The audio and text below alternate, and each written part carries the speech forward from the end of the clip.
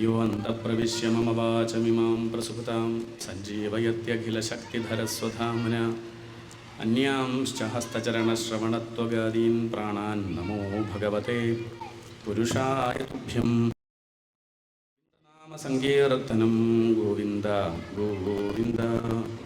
വല്ലാത്തൊരു മുഴക്കം കുറച്ചോളം.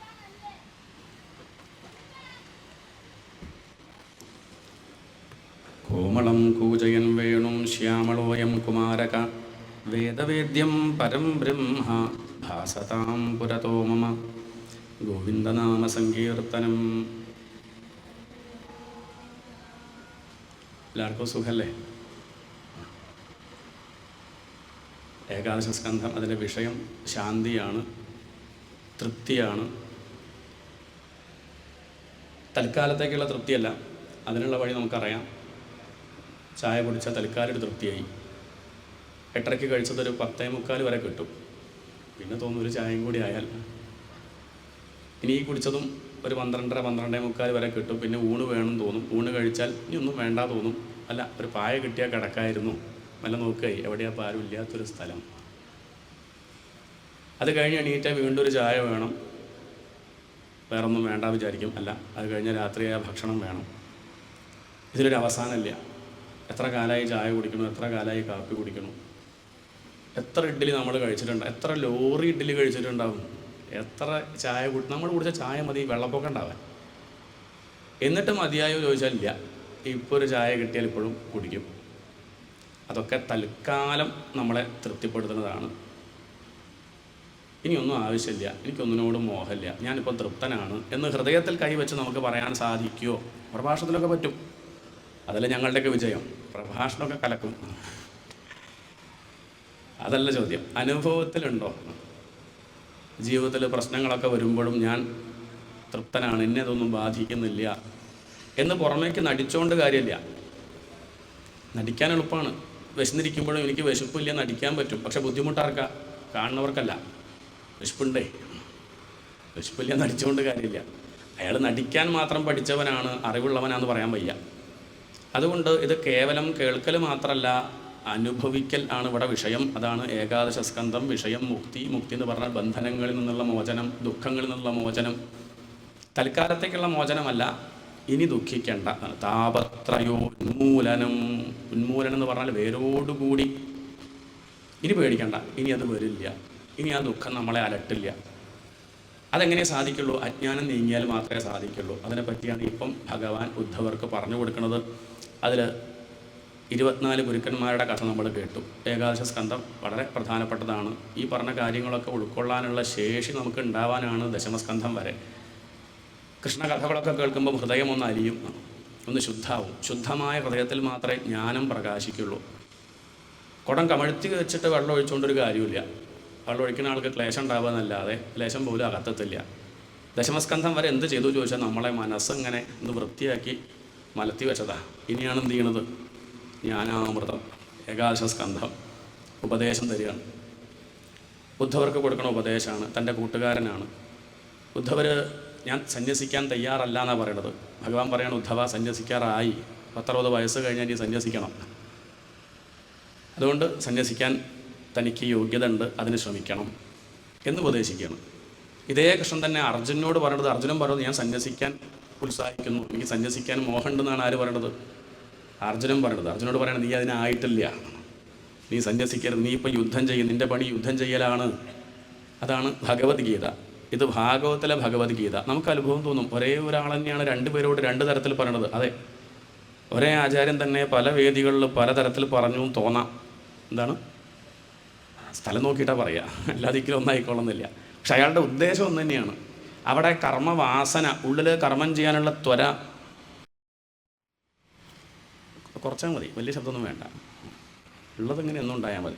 എത്രയാണ് അത്രയും നമ്മൾ പ്രതീക്ഷിക്കാവൂ. അല്ലാതെ ഒന്നും ഉള്ളതെങ്ങനെ എന്നും ആയാലും കഞ്ഞിയാലും കുഴപ്പമില്ല, എന്നും ഉണ്ടായാൽ മതി. ഓക്കെ. അപ്പോൾ വിഷയം തൃപ്തി, ശാന്തി, അതാണ് വിഷയം. അർജുനന് കർമ്മം ചെയ്യാനുള്ള ത്വരണ്ട്. ത്വര ഉണ്ടെങ്കിൽ കർമ്മം ചെയ്തേ പറ്റൂ. അയാൾ സന്യസിച്ചാൽ ആ സന്യാസം ആശ്രമത്തിൽ യുദ്ധം ഉണ്ടാവും. പണ്ടൊരു സന്യാസിയുടെ ആൾ ചോദിച്ചു, വലിയ ബിസിനസ്സുകാരനാണ്, അയാൾക്ക് 5 സ്റ്റാർ ഹോട്ടൽ കെട്ടാനാണ് ആഗ്രഹമെങ്കിൽ അയാൾ സന്യസിച്ചാൽ എന്താ ഉണ്ടാവുക ചോദിച്ചു. അയാളുടെ ആശ്രമം 5 സ്റ്റാർ ആവും. അത്രയേ ഉള്ളൂ, അത്രയും വ്യത്യാസം. അയാൾ അതിൽ ആ വാസന ഉള്ളിലുണ്ടെങ്കിൽ. അർജുനൻ സന്യസിച്ചാലുള്ള കുഴപ്പം നല്ലപോലെ അറിയുന്ന ആളാണ് ആര്? കൃഷ്ണൻ. അങ്ങനെ സന്യാസ വേഷം കെട്ടിയിട്ട് തൻ്റെ അനിയത്തി തട്ടിക്കൊണ്ടുപോയത്. അയാളൊക്കെ സന്യസിച്ചാൽ സന്യാസത്തിന് തന്നെ, അല്ലെങ്കിൽ സന്യാസിമാർക്ക് ചിത്തപ്പേരുണ്ടാവുകയുള്ളൂ. അത് വേണ്ട. ഉള്ളിലെ വാസന ഉണ്ടെങ്കിൽ അത് തീരെ തന്നെ വേണം. പ്രഭാഷണം ചെയ്യാനുള്ളൊരു ത്വര ഉള്ളിലുണ്ടെങ്കിൽ ഈശ്വര കഥ പറയട്ടെ, എന്താണ് ഇയാൾ പറയും എന്തായാലും. അതിന് ഭാഗവത കഥ അല്ലെങ്കിൽ പരദൂഷണം പറയും. അപ്പം അതുകൊണ്ട് ഭാഗവതം പറയട്ടെ എന്നാൽ പറയാനുള്ള ത്വരയും ആ വാസനയും തീർന്നു. അതുകൊണ്ട് ദോഷവും ഇല്ല, ലോകത്തിനും ഉപകാരം. അത്രയേ ഉള്ളൂ. എന്തിനാണ് ഇതൊക്കെ ചെയ്യണമെന്ന് ചോദിച്ചാൽ വാസന തീരാൻ. അർജുനൻ്റെ ഉള്ളിൽ കർമ്മം ചെയ്യാനുള്ള ഒരു വാസന ഉണ്ട്, അത് തീർത്തു കൊടുത്തു ഭഗവാൻ. അതാണ് ഉണ്ടായത് അവിടെ. ഇവിടെ ഉദ്ധവർക്ക് ഇത്രയൊക്കെ ആയിട്ടും സന്യസിക്കാനൊരു മടി. ഉദ്ധവരോട് പറയാണ്, ത്വം തു സർവം പരിത്യജ്യ സ്നേഹം സ്വജനബന്ധുഷു മയ്യാവേശ്യ മനഃസമ്യക് സമദ്രക് വിചരസ്വഗാം. ഉദ്ധവ, താൻ എല്ലാം ഉപേക്ഷിക്കുക. ഉപേക്ഷിക്കുക പറഞ്ഞാൽ മനസ്സുകൊണ്ട് ഉപേക്ഷിക്കുക, അത്രയേ ഉള്ളൂ. ശരീരം കൊണ്ട് ഉപേക്ഷിക്കണം നിർബന്ധമില്ല. നമ്മളോട് ഉപദേശിച്ചു എല്ലാം ഉപേക്ഷിക്കണം, അത് കേട്ടു ഇനിയൊക്കെ ഉപേക്ഷിച്ചോളൂ. ഭർത്താവിനെ ഉപേക്ഷിക്കുക, വേണ്ട വേണ്ട, അതല്ല പറഞ്ഞത്. അവിടെ ഇരുന്നോട്ടെ, പക്ഷെ മനസ്സുകൊണ്ട് ഇതൊന്നും എൻ്റെ അല്ല എന്നുള്ള സത്യം തിരിച്ചറിയുക. ഇതൊന്നും എൻ്റെ അല്ല, ഈ ശരീരം പോലും എൻ്റെ അല്ല. അതാണ് അവസാനത്തെ ഗുരുനാഥൻ. ശരീരമാണ് 25ാമത്തെ ഗുരു. എനിക്ക് ഏറ്റവും പ്രിയം എൻ്റെ ശരീരത്തോടാണ്. അതിനോട് ബന്ധപ്പെട്ടത് കൊണ്ടാണ് എനിക്ക് ഭാര്യയോടും മക്കളോട് പോലും പ്രിയം.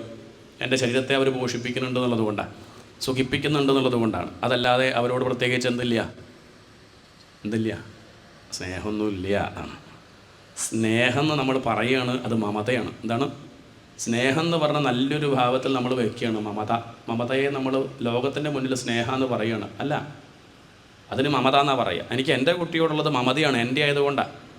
അതല്ലാണ്ട് സ്നേഹമാണെങ്കിൽ ആ പ്രായത്തിലുള്ള എല്ലാ കുട്ടികളോടും എനിക്ക് അങ്ങനെ തോന്നണം ഉണ്ടോ?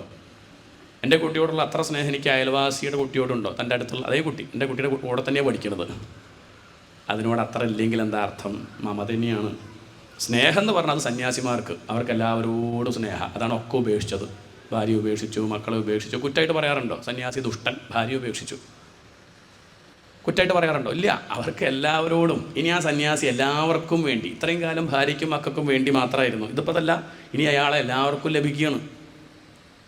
അതുകൊണ്ട് ഏറ്റവും സുഖം ആർക്ക് ചോദിച്ചാൽ ആഗ്രഹമില്ലാത്തവൻ, അയാൾ ചക്രവർത്തിയാണ്. ആഗ്രഹങ്ങളിൽ നിന്നുള്ള മുക്തി ആണ്. ഇനിയൊരു ആഗ്രഹവും ഇല്ല. അതാണ് ഇവിടെ വിഷയം. അതിലെ 24 ഗുരുക്കന്മാരുടെ കഥ പറഞ്ഞു കൊടുത്തു. ഉദ്ധവർ ചോദിക്കുകയാണ്, ചില അറിവുള്ളവർ പോലും ഇടയ്ക്കൊക്കെ അപകടം കാണിക്കുന്നത് കാണാറുണ്ടല്ലോ, എന്താ കാരണം ചോദിച്ചു. അപ്പോഴാണ് അവിടെ ഹംസഗീത, ഇനി കുറച്ച് ഗീതകളാണ്. ഇപ്പോൾ ഉദ്ധവഗീത, അതിൽ തന്നെ അവധൂത ഗീത, ഇനി ഹംസഗീതം, ഭിക്ഷുഗീതം, ഐളഗീതം. അതാണ് ഒരു 15 മിനിറ്റിൻ്റെ ഉള്ളിൽ പറയാൻ ശ്രമിക്കുന്നത്. ഭഗവാൻ പറഞ്ഞു, അറിവുള്ളവർ പോലും ക്ലേശിക്കുന്നത് എന്താ ചോദിച്ചാൽ പറയാം. പണ്ട് സനകാദികൾ ഈ ചോദ്യം ബ്രഹ്മദേവനോട് ചോദിച്ചു, അല്ല ഈ ജ്ഞാനികൾ പോലും അപകടമൊക്കെ ചെയ്യാറുണ്ടല്ലോ, നമ്മളെന്നെ ചോദിക്കാറില്ലേ? നല്ല അറിവുള്ള ആളാണല്ലോ, അയാളുടെയൊക്കെ ആ ഭാഗവതം വായന കേട്ടാൽ നമ്മളാരെയും വിചാരിക്കുമോ? ഇല്ലേ? ആചാര്യന്മാരെ പറ്റിയൊക്കെ, അല്ലെങ്കിൽ ജ്ഞാനികൾ നമ്മൾ കണക്കാക്കുന്നവരെ പറ്റിയൊക്കെ നമ്മൾ തന്നെ പറയാറില്ലേ? എന്തപ്പം അങ്ങനെ പറ്റിയത് എന്ന് ചോദിച്ചാൽ അതിനുള്ള ഉത്തരം പറയുകയാണ്. അതെന്തേ ചോദിച്ചാൽ, പണ്ട് ഇതേപോലെ ബ്രഹ്മാവനോട് സനകാദികൾ ചോദിച്ചു, അറിവുള്ളവർ പോലും അപകടം കാണിക്കണത് എന്താ? നമ്മൾ കാണിക്കുന്നത് പിന്നെ അറിവില്ലേട്ടാ വിചാരിക്കുക. വലിയ അറിവുള്ളവർ, ശാസ്ത്രമൊക്കെ പഠിച്ചവർ പോലും ഇങ്ങനെ ഇടയ്ക്കൊക്കെ അബദ്ധം കാണിക്കണത് എന്ത് ചോദിച്ചപ്പോൾ ഉത്തരമായിട്ട് ബ്രഹ്മാവൊന്നും മിണ്ടിയില്ല. അവിടേക്ക് ഭഗവാൻ അരയന്നമായിട്ട് വന്നു. എന്തായിട്ടാണ് വന്നത്? കുയിലോ? അരയന്നമായിട്ട് ഭഗവാൻ അവിടേക്ക് വന്നു. ആ അരയന്നത്തെ കണ്ടപ്പോൾ ഉടനെ തന്നെ ഈ സനകാദികൾ ചോദിച്ചു, കോ ഭവാൻ, നീ ആര് ചോദിച്ചു. ആര്? സനകാദികൾ ചോദിച്ചു, നീ ആര്? ആരോടാ? ഹംസത്തോട് ചോദിക്കുകയാണ്, നീ ആര് ചോദിച്ചു. ആ സമയത്ത് ആ ഹംസം സനകാദികളോട് പറഞ്ഞു, ഈ ചോദ്യം തന്നെ തെറ്റാണ്. നമ്മളാണിത് ചോദിച്ചതെങ്കിൽ ഭഗവാൻ ഒന്നും പറയില്ല, കാരണം നമുക്കത്രേ അറിവുള്ളൂ. നീ ആര് ചോദിച്ചാൽ കുഴപ്പമൊന്നുമില്ല. പക്ഷേ സനകാദികളെപ്പോലെ ഇത്രയ്ക്കും വിവരമുള്ളവർ എന്ത് ചോദിക്കരുത്? നീ ആരെന്നുള്ള ചോദ്യം പാടില്ല. നീ ആരെന്ന് ചോദിക്കുന്നത് എവിടുന്നാ? നീയും ഞാനും വേറെയാന്നുള്ള വിചാരമുള്ളപ്പോഴാണ്. ഏറ്റവും വലിയ അറിവെന്ന് പറഞ്ഞാൽ ഇവിടെ എന്തേ ഉള്ളൂ? ഈശ്വരനേ ഉള്ളൂ. യാതൊന്നു കാൺമ തതു നാരായണ പ്രതിമ. അറിവുള്ളവർ മറ്റുള്ളവരെ കണ്ടാൽ ആരാ ചോദിക്കില്ല? ആരാത്? നാരായണൻ. എന്താണ്? ആണതൊക്കെ ഭഗവാൻ. ഭഗവാൻ തന്നെ പല വേഷം കെട്ടി നിൽക്കുന്നു. പിന്നെ ചോദ്യമുണ്ടോ? പണ്ട് രമണ മഹർഷിയുടെ അടുത്തേക്ക് പോയി നാരായണ ഗുരുദേവൻ കാണാൻ പോയതാ. കേമനാണ്, യോഗ്യനാണെന്ന് കേട്ടപ്പോൾ കാണാനൊരു മോഹം. അവിടെ എത്തി. രണ്ടുപേരും അങ്ങോട്ടും ഇങ്ങോട്ടും നോക്കി. രണ്ടുപേരും ഒന്നും മിണ്ടിയില്ല. രമണ മഹർഷിക്ക് ഗുരുദേവനെ കണ്ടപ്പോൾ കണ്ണാടി നോക്കിയ പോലെ. കണ്ണാടി നോക്കിയാൽ ആരാ ചോദിക്കുമോ? കണ്ണാടി നോക്കിയിട്ട് ആരാ? എന്നാൽ പിന്നെ കൊണ്ടുപോകണം. എങ്ങോട്ട്? അങ്ങനെ ചോദിച്ചാൽ എന്തോ കുഴപ്പമുണ്ടെന്ന് അർത്ഥം. അത് ഞാൻ തന്നെയാണ്, അത്രയേ ഉള്ളൂ. ഗുരുദേവൻ നോക്കിയപ്പം രമണ മഹർഷിയെ കാണുന്നു. രമണ മഹർഷി നോക്കി ഗുരുദേവനെ കണ്ടു. രണ്ടുപേരും അങ്ങോട്ടും ഇങ്ങോട്ടും ഒന്നും ചോദിച്ചില്ല. ഉച്ചയായപ്പോൾ ഊണ് കഴിക്കലേ ചോദിച്ചു. അങ്ങനെ ഊണ് കഴിച്ചു. കുറച്ച് നേരം ഒരുമിച്ച് നടന്നു. തിരിച്ച് ഗുരുദേവൻ തൻ്റെ ആശ്രമത്തിലെത്തി. അദ്ദേഹം ഒരു 5 ശ്ലോകം എഴുതി. അതാണ് നിർവൃതി പഞ്ചകം. അദ്ദേഹം പറഞ്ഞ കാര്യം, അദ്ദേഹം എന്നെ കണ്ട സമയത്ത് ആരെന്ന് ചോദിച്ചില്ല. അക്കാലത്താണെങ്കിൽ എല്ലാവരും ആദ്യം ചോദിക്കുക ജാതിയാണ്, പിന്നെ പേര് ചോദിക്കുള്ളൂ. കാ ജാതിഹി കിയത് വയഹ ആണ്. എന്താണ് ജാതി, എത്ര വയസ്സായി, കല്യാണം കഴിഞ്ഞോ, കുട്ടികളുണ്ടോ എന്നൊന്നും ആര് ചോദിച്ചില്ല. പ്രവൃത്തിക്കാ ആണ്. എന്താണ് ജോലി എന്നൊന്നും അദ്ദേഹം ചോദിച്ചില്ല. ഞാൻ സത്യം മനസ്സിലാക്കി. ഇതൊക്കെ ആര് ചോദിക്കാതിരിക്കുന്നുവോ അവനാണ് ശാന്തി. എന്താണ്? ഈ വക ചോദ്യം ആരുടെ ഉള്ളിൽ ഉദിക്കുന്നില്ലയോ അവർക്കാണ് ശാന്തി. നമുക്ക് ഒരാളെ കണ്ട ഉടനെ തോന്നുന്നതാ, അയാൾക്ക് ഇപ്പം എത്ര വയസ്സായി ഉണ്ടാവും, അയാളുടെ കല്യാണം കഴിഞ്ഞു, കുട്ടികളുണ്ടോ, എന്തൊക്കെ ചോദ്യം വരുന്നുണ്ട്. അത് ഭഗവാൻ എന്ന് വിചാരിക്കുന്ന ഒരാൾക്ക് പിന്നെ ചോദ്യമില്ല. അതാണ് ഭിദ്യതേ ഹൃദയഗ്രന്ഥി ഛിദ്യന്തേ സർവസംശയാഹ. അയാൾക്ക് സംശയമില്ല. ഇവിടെ സനകാദികൾ ഭഗവാനെ കണ്ടപ്പോൾ ആരെന്ന് ചോദിച്ചപ്പോൾ ഭഗവാൻ പറഞ്ഞു, ഈ ചോദ്യം തെറ്റാണ്. ഈ ശരീരത്തോടാണ് ചോദിക്കണമെങ്കിൽ ഈ ശരീരവും ആ ശരീരവും ഒന്ന് തന്നെയല്ലേ? അതും മണ്ണാവും ഇതും മണ്ണാവും. അത് ഊണ് കഴിച്ച് വളരുന്നതാണ്, ഇതും ഊണ് കഴിച്ച് വളരുന്നതാണ്. ആത്മാവിനോടാണ് ചോദ്യമെങ്കിൽ നിങ്ങൾക്കറിയണ കാര്യമല്ലേ, ആത്മാവ് ഒന്നല്ലേ ഉള്ളൂ. പിന്നെ ഈ ചോദ്യം ആരോട്? അതങ്ങോട്ട് കേട്ടതും സനകാദികൾക്ക് ഉറച്ചു. അതാണ് ശരിയാണ്.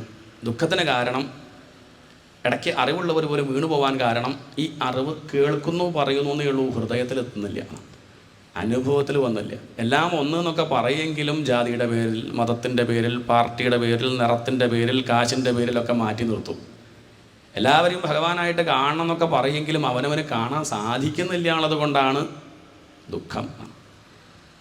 അതാണ് പ്രശ്നം. അതുകൊണ്ട് കേവലം കേട്ടാൽ മാത്രം പോരാ, പറഞ്ഞാൽ മാത്രം പോരാ, കുറച്ചെങ്കിലും അനുഭവത്തിലെത്തണം എന്നാണ് ഈ പറഞ്ഞതിൻ്റെ സാരം. ഹം സഹ എന്ന് തിരിച്ചു പറഞ്ഞാൽ എന്താ അർത്ഥം? സഹ അഹം എന്നാണ്. സോഹം അരയന്നമായിട്ട് വന്നു എന്ന് പറഞ്ഞാൽ അർത്ഥം ഇത് കാണിച്ചു കൊടുക്കാനാണ്. അവൻ എന്ന് പറഞ്ഞാൽ അവനല്ല, ഞാൻ തന്നെയാണ്. അവൻ ഇവനെന്നറിയുന്നതോർത്താൽ അവനീലാദിമമായൊരാത്മരൂപം. അവൻ ഇവൻ എന്നൊക്കെ നമ്മൾ പറയുന്നുണ്ടെങ്കിലും ഒന്ന് അപഗ്രഥിച്ചാൽ, ഒന്ന് നമ്മൾ വിചാരം ചെയ്യാൻ തയ്യാറാവണം. ഒന്ന് വിചാരം ചെയ്യാൻ തയ്യാറായാൽ ഞാൻ തന്നെയാണ് അയാൾ. ഇപ്പം ഞാനിവിടുന്ന് ഇറങ്ങിപ്പോകുമ്പോൾ ഒന്ന് വെച്ചുത്തി വീണാൽ നിങ്ങളൊക്കെ എന്തു ചെയ്യും? കൈകൊട്ടുമോ? ഇല്ല, അതില്ല. ഒന്ന് വീഴാൻ പോയാൽ എന്താ ചെയ്യുക?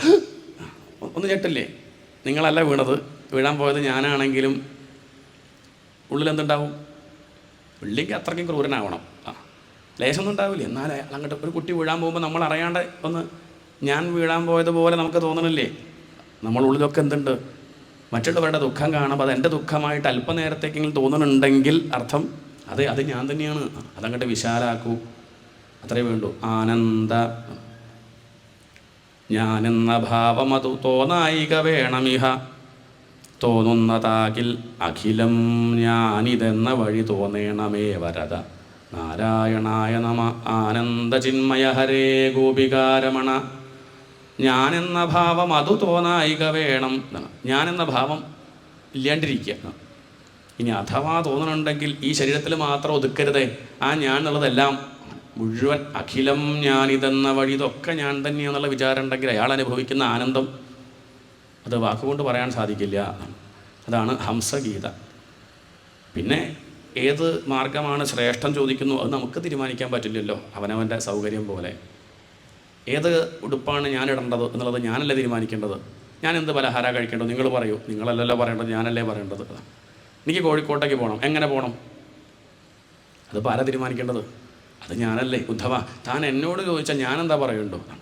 നമുക്ക് കോഴിക്കോട്ടേക്ക് പോകാൻ പല മാർഗമുണ്ട്. ഓട്ടോറിക്ഷയിൽ പോവാം, ബസ്സിൽ പോവാം, സ്വന്തം വണ്ടിയിൽ പോവാം, നടന്നും പോവാം. നമുക്ക് ഭഗവാനിലെത്താൻ ഭക്തിമാർഗം, ധ്യാനമാർഗം, ജ്ഞാനമാർഗം ഒക്കെ ഉണ്ട്. പക്ഷേ ഏത് വേണമെന്ന് അവനവൻ്റെ യോഗ്യതയ്ക്കനുസരിച്ച് അവനവൻ്റെ ടേസ്റ്റിനനുസരിച്ച് തീരുമാനിക്കുക.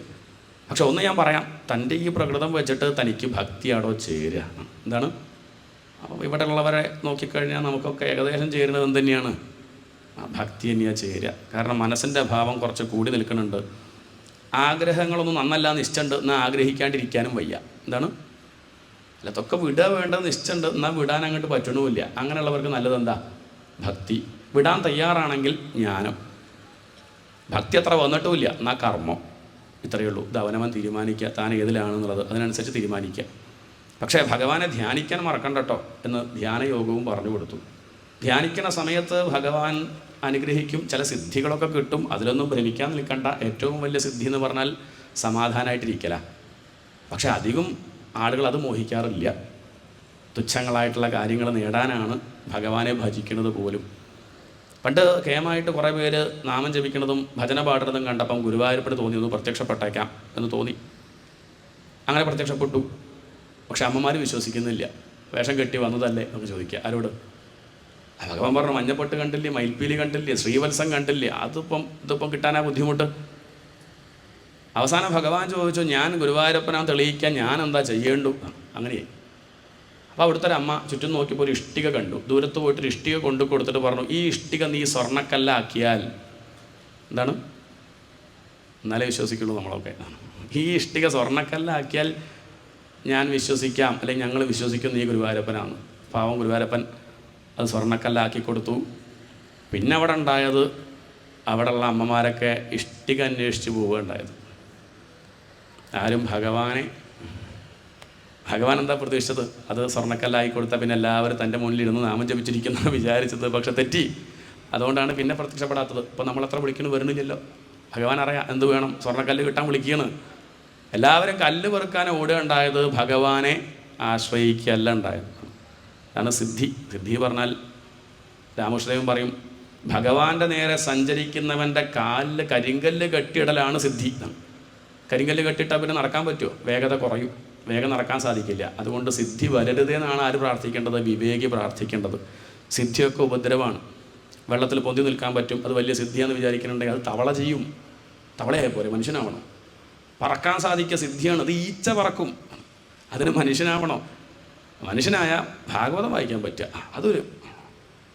അതല്ലാണ്ട് വേറെ എന്തുണ്ടെങ്കിലും ഈശ്വരനെ അറിയാൻ സാധിക്കലാണ് സിദ്ധി. അതാണ് മനുഷ്യൻ്റെ യോഗ്യത. അതില്ലാണ്ട് വേറെ എന്ത് കിട്ടിയിട്ടും കാര്യമില്ല. പണ്ട് രാമകൃഷ്ണദേവൻ്റെ ഒരാൾ വന്ന് പറഞ്ഞു, എനിക്കിപ്പം 42 കൊല്ലം തപസ് ചെയ്തിട്ട് വെള്ളത്തിൻ്റെ മുകളിൽ കൂടെ നടക്കാൻ പറ്റുമെന്ന് പറഞ്ഞു.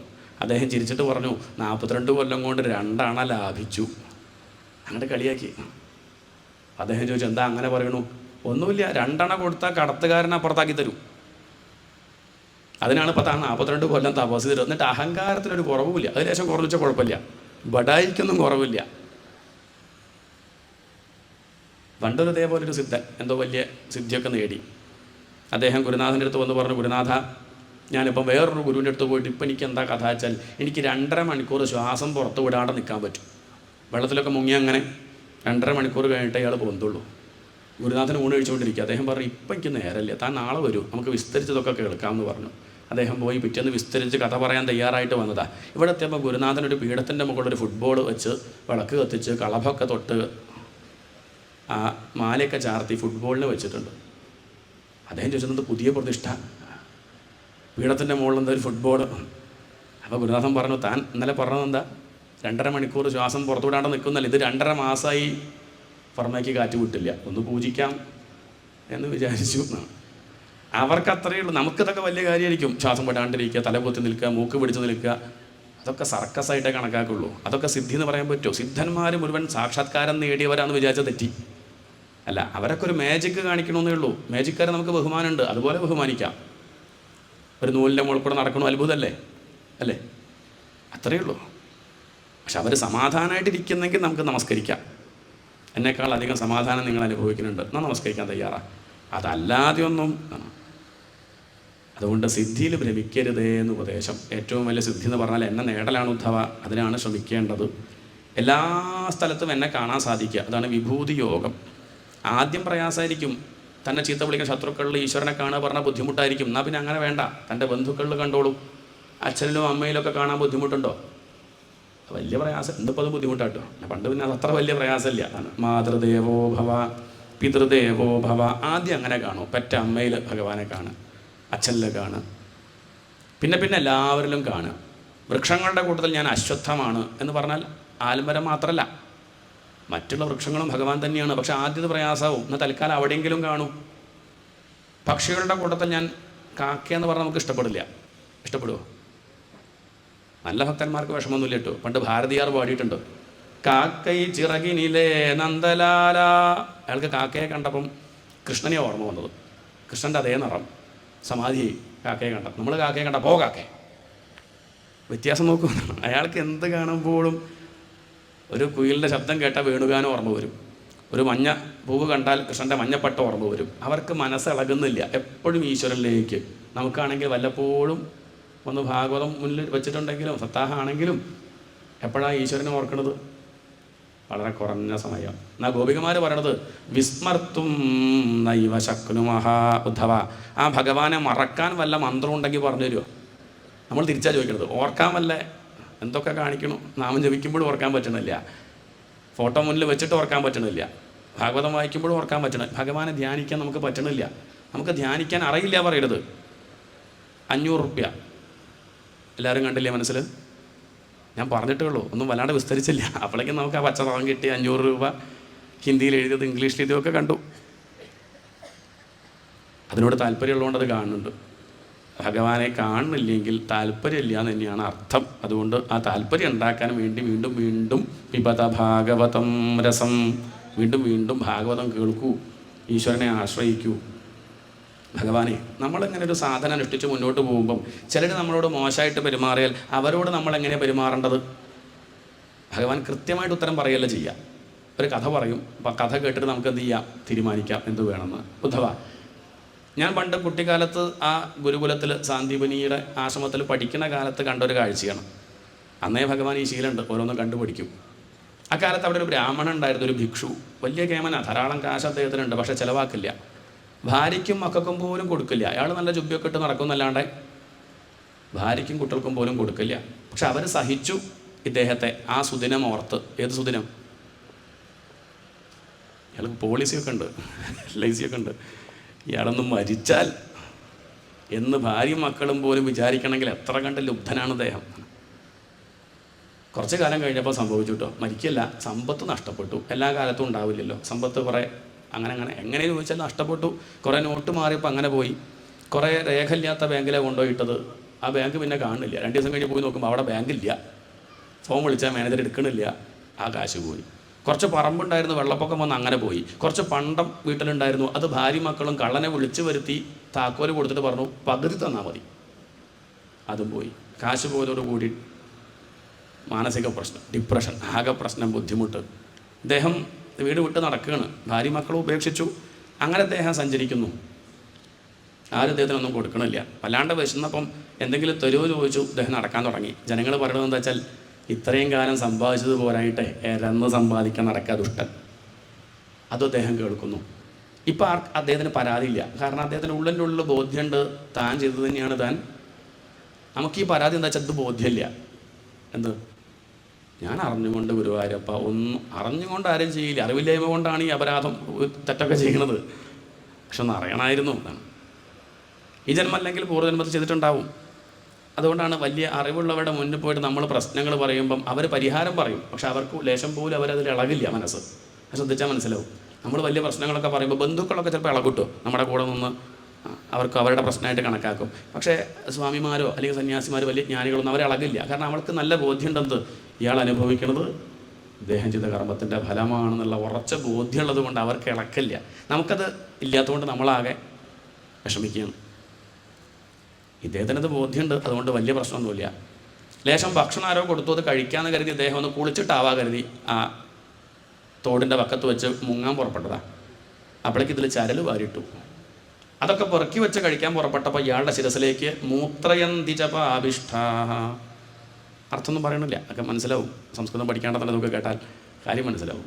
ഭാഗവതം സംസ്കൃതം അറിയണമെന്നൊന്നുമില്ല. വെറുതെ ഇങ്ങനെ വായിച്ചാൽ തന്നെ കുറച്ച് കഴിയുമ്പം ചില ഭാവം ഉള്ളിലുണ്ടാവും.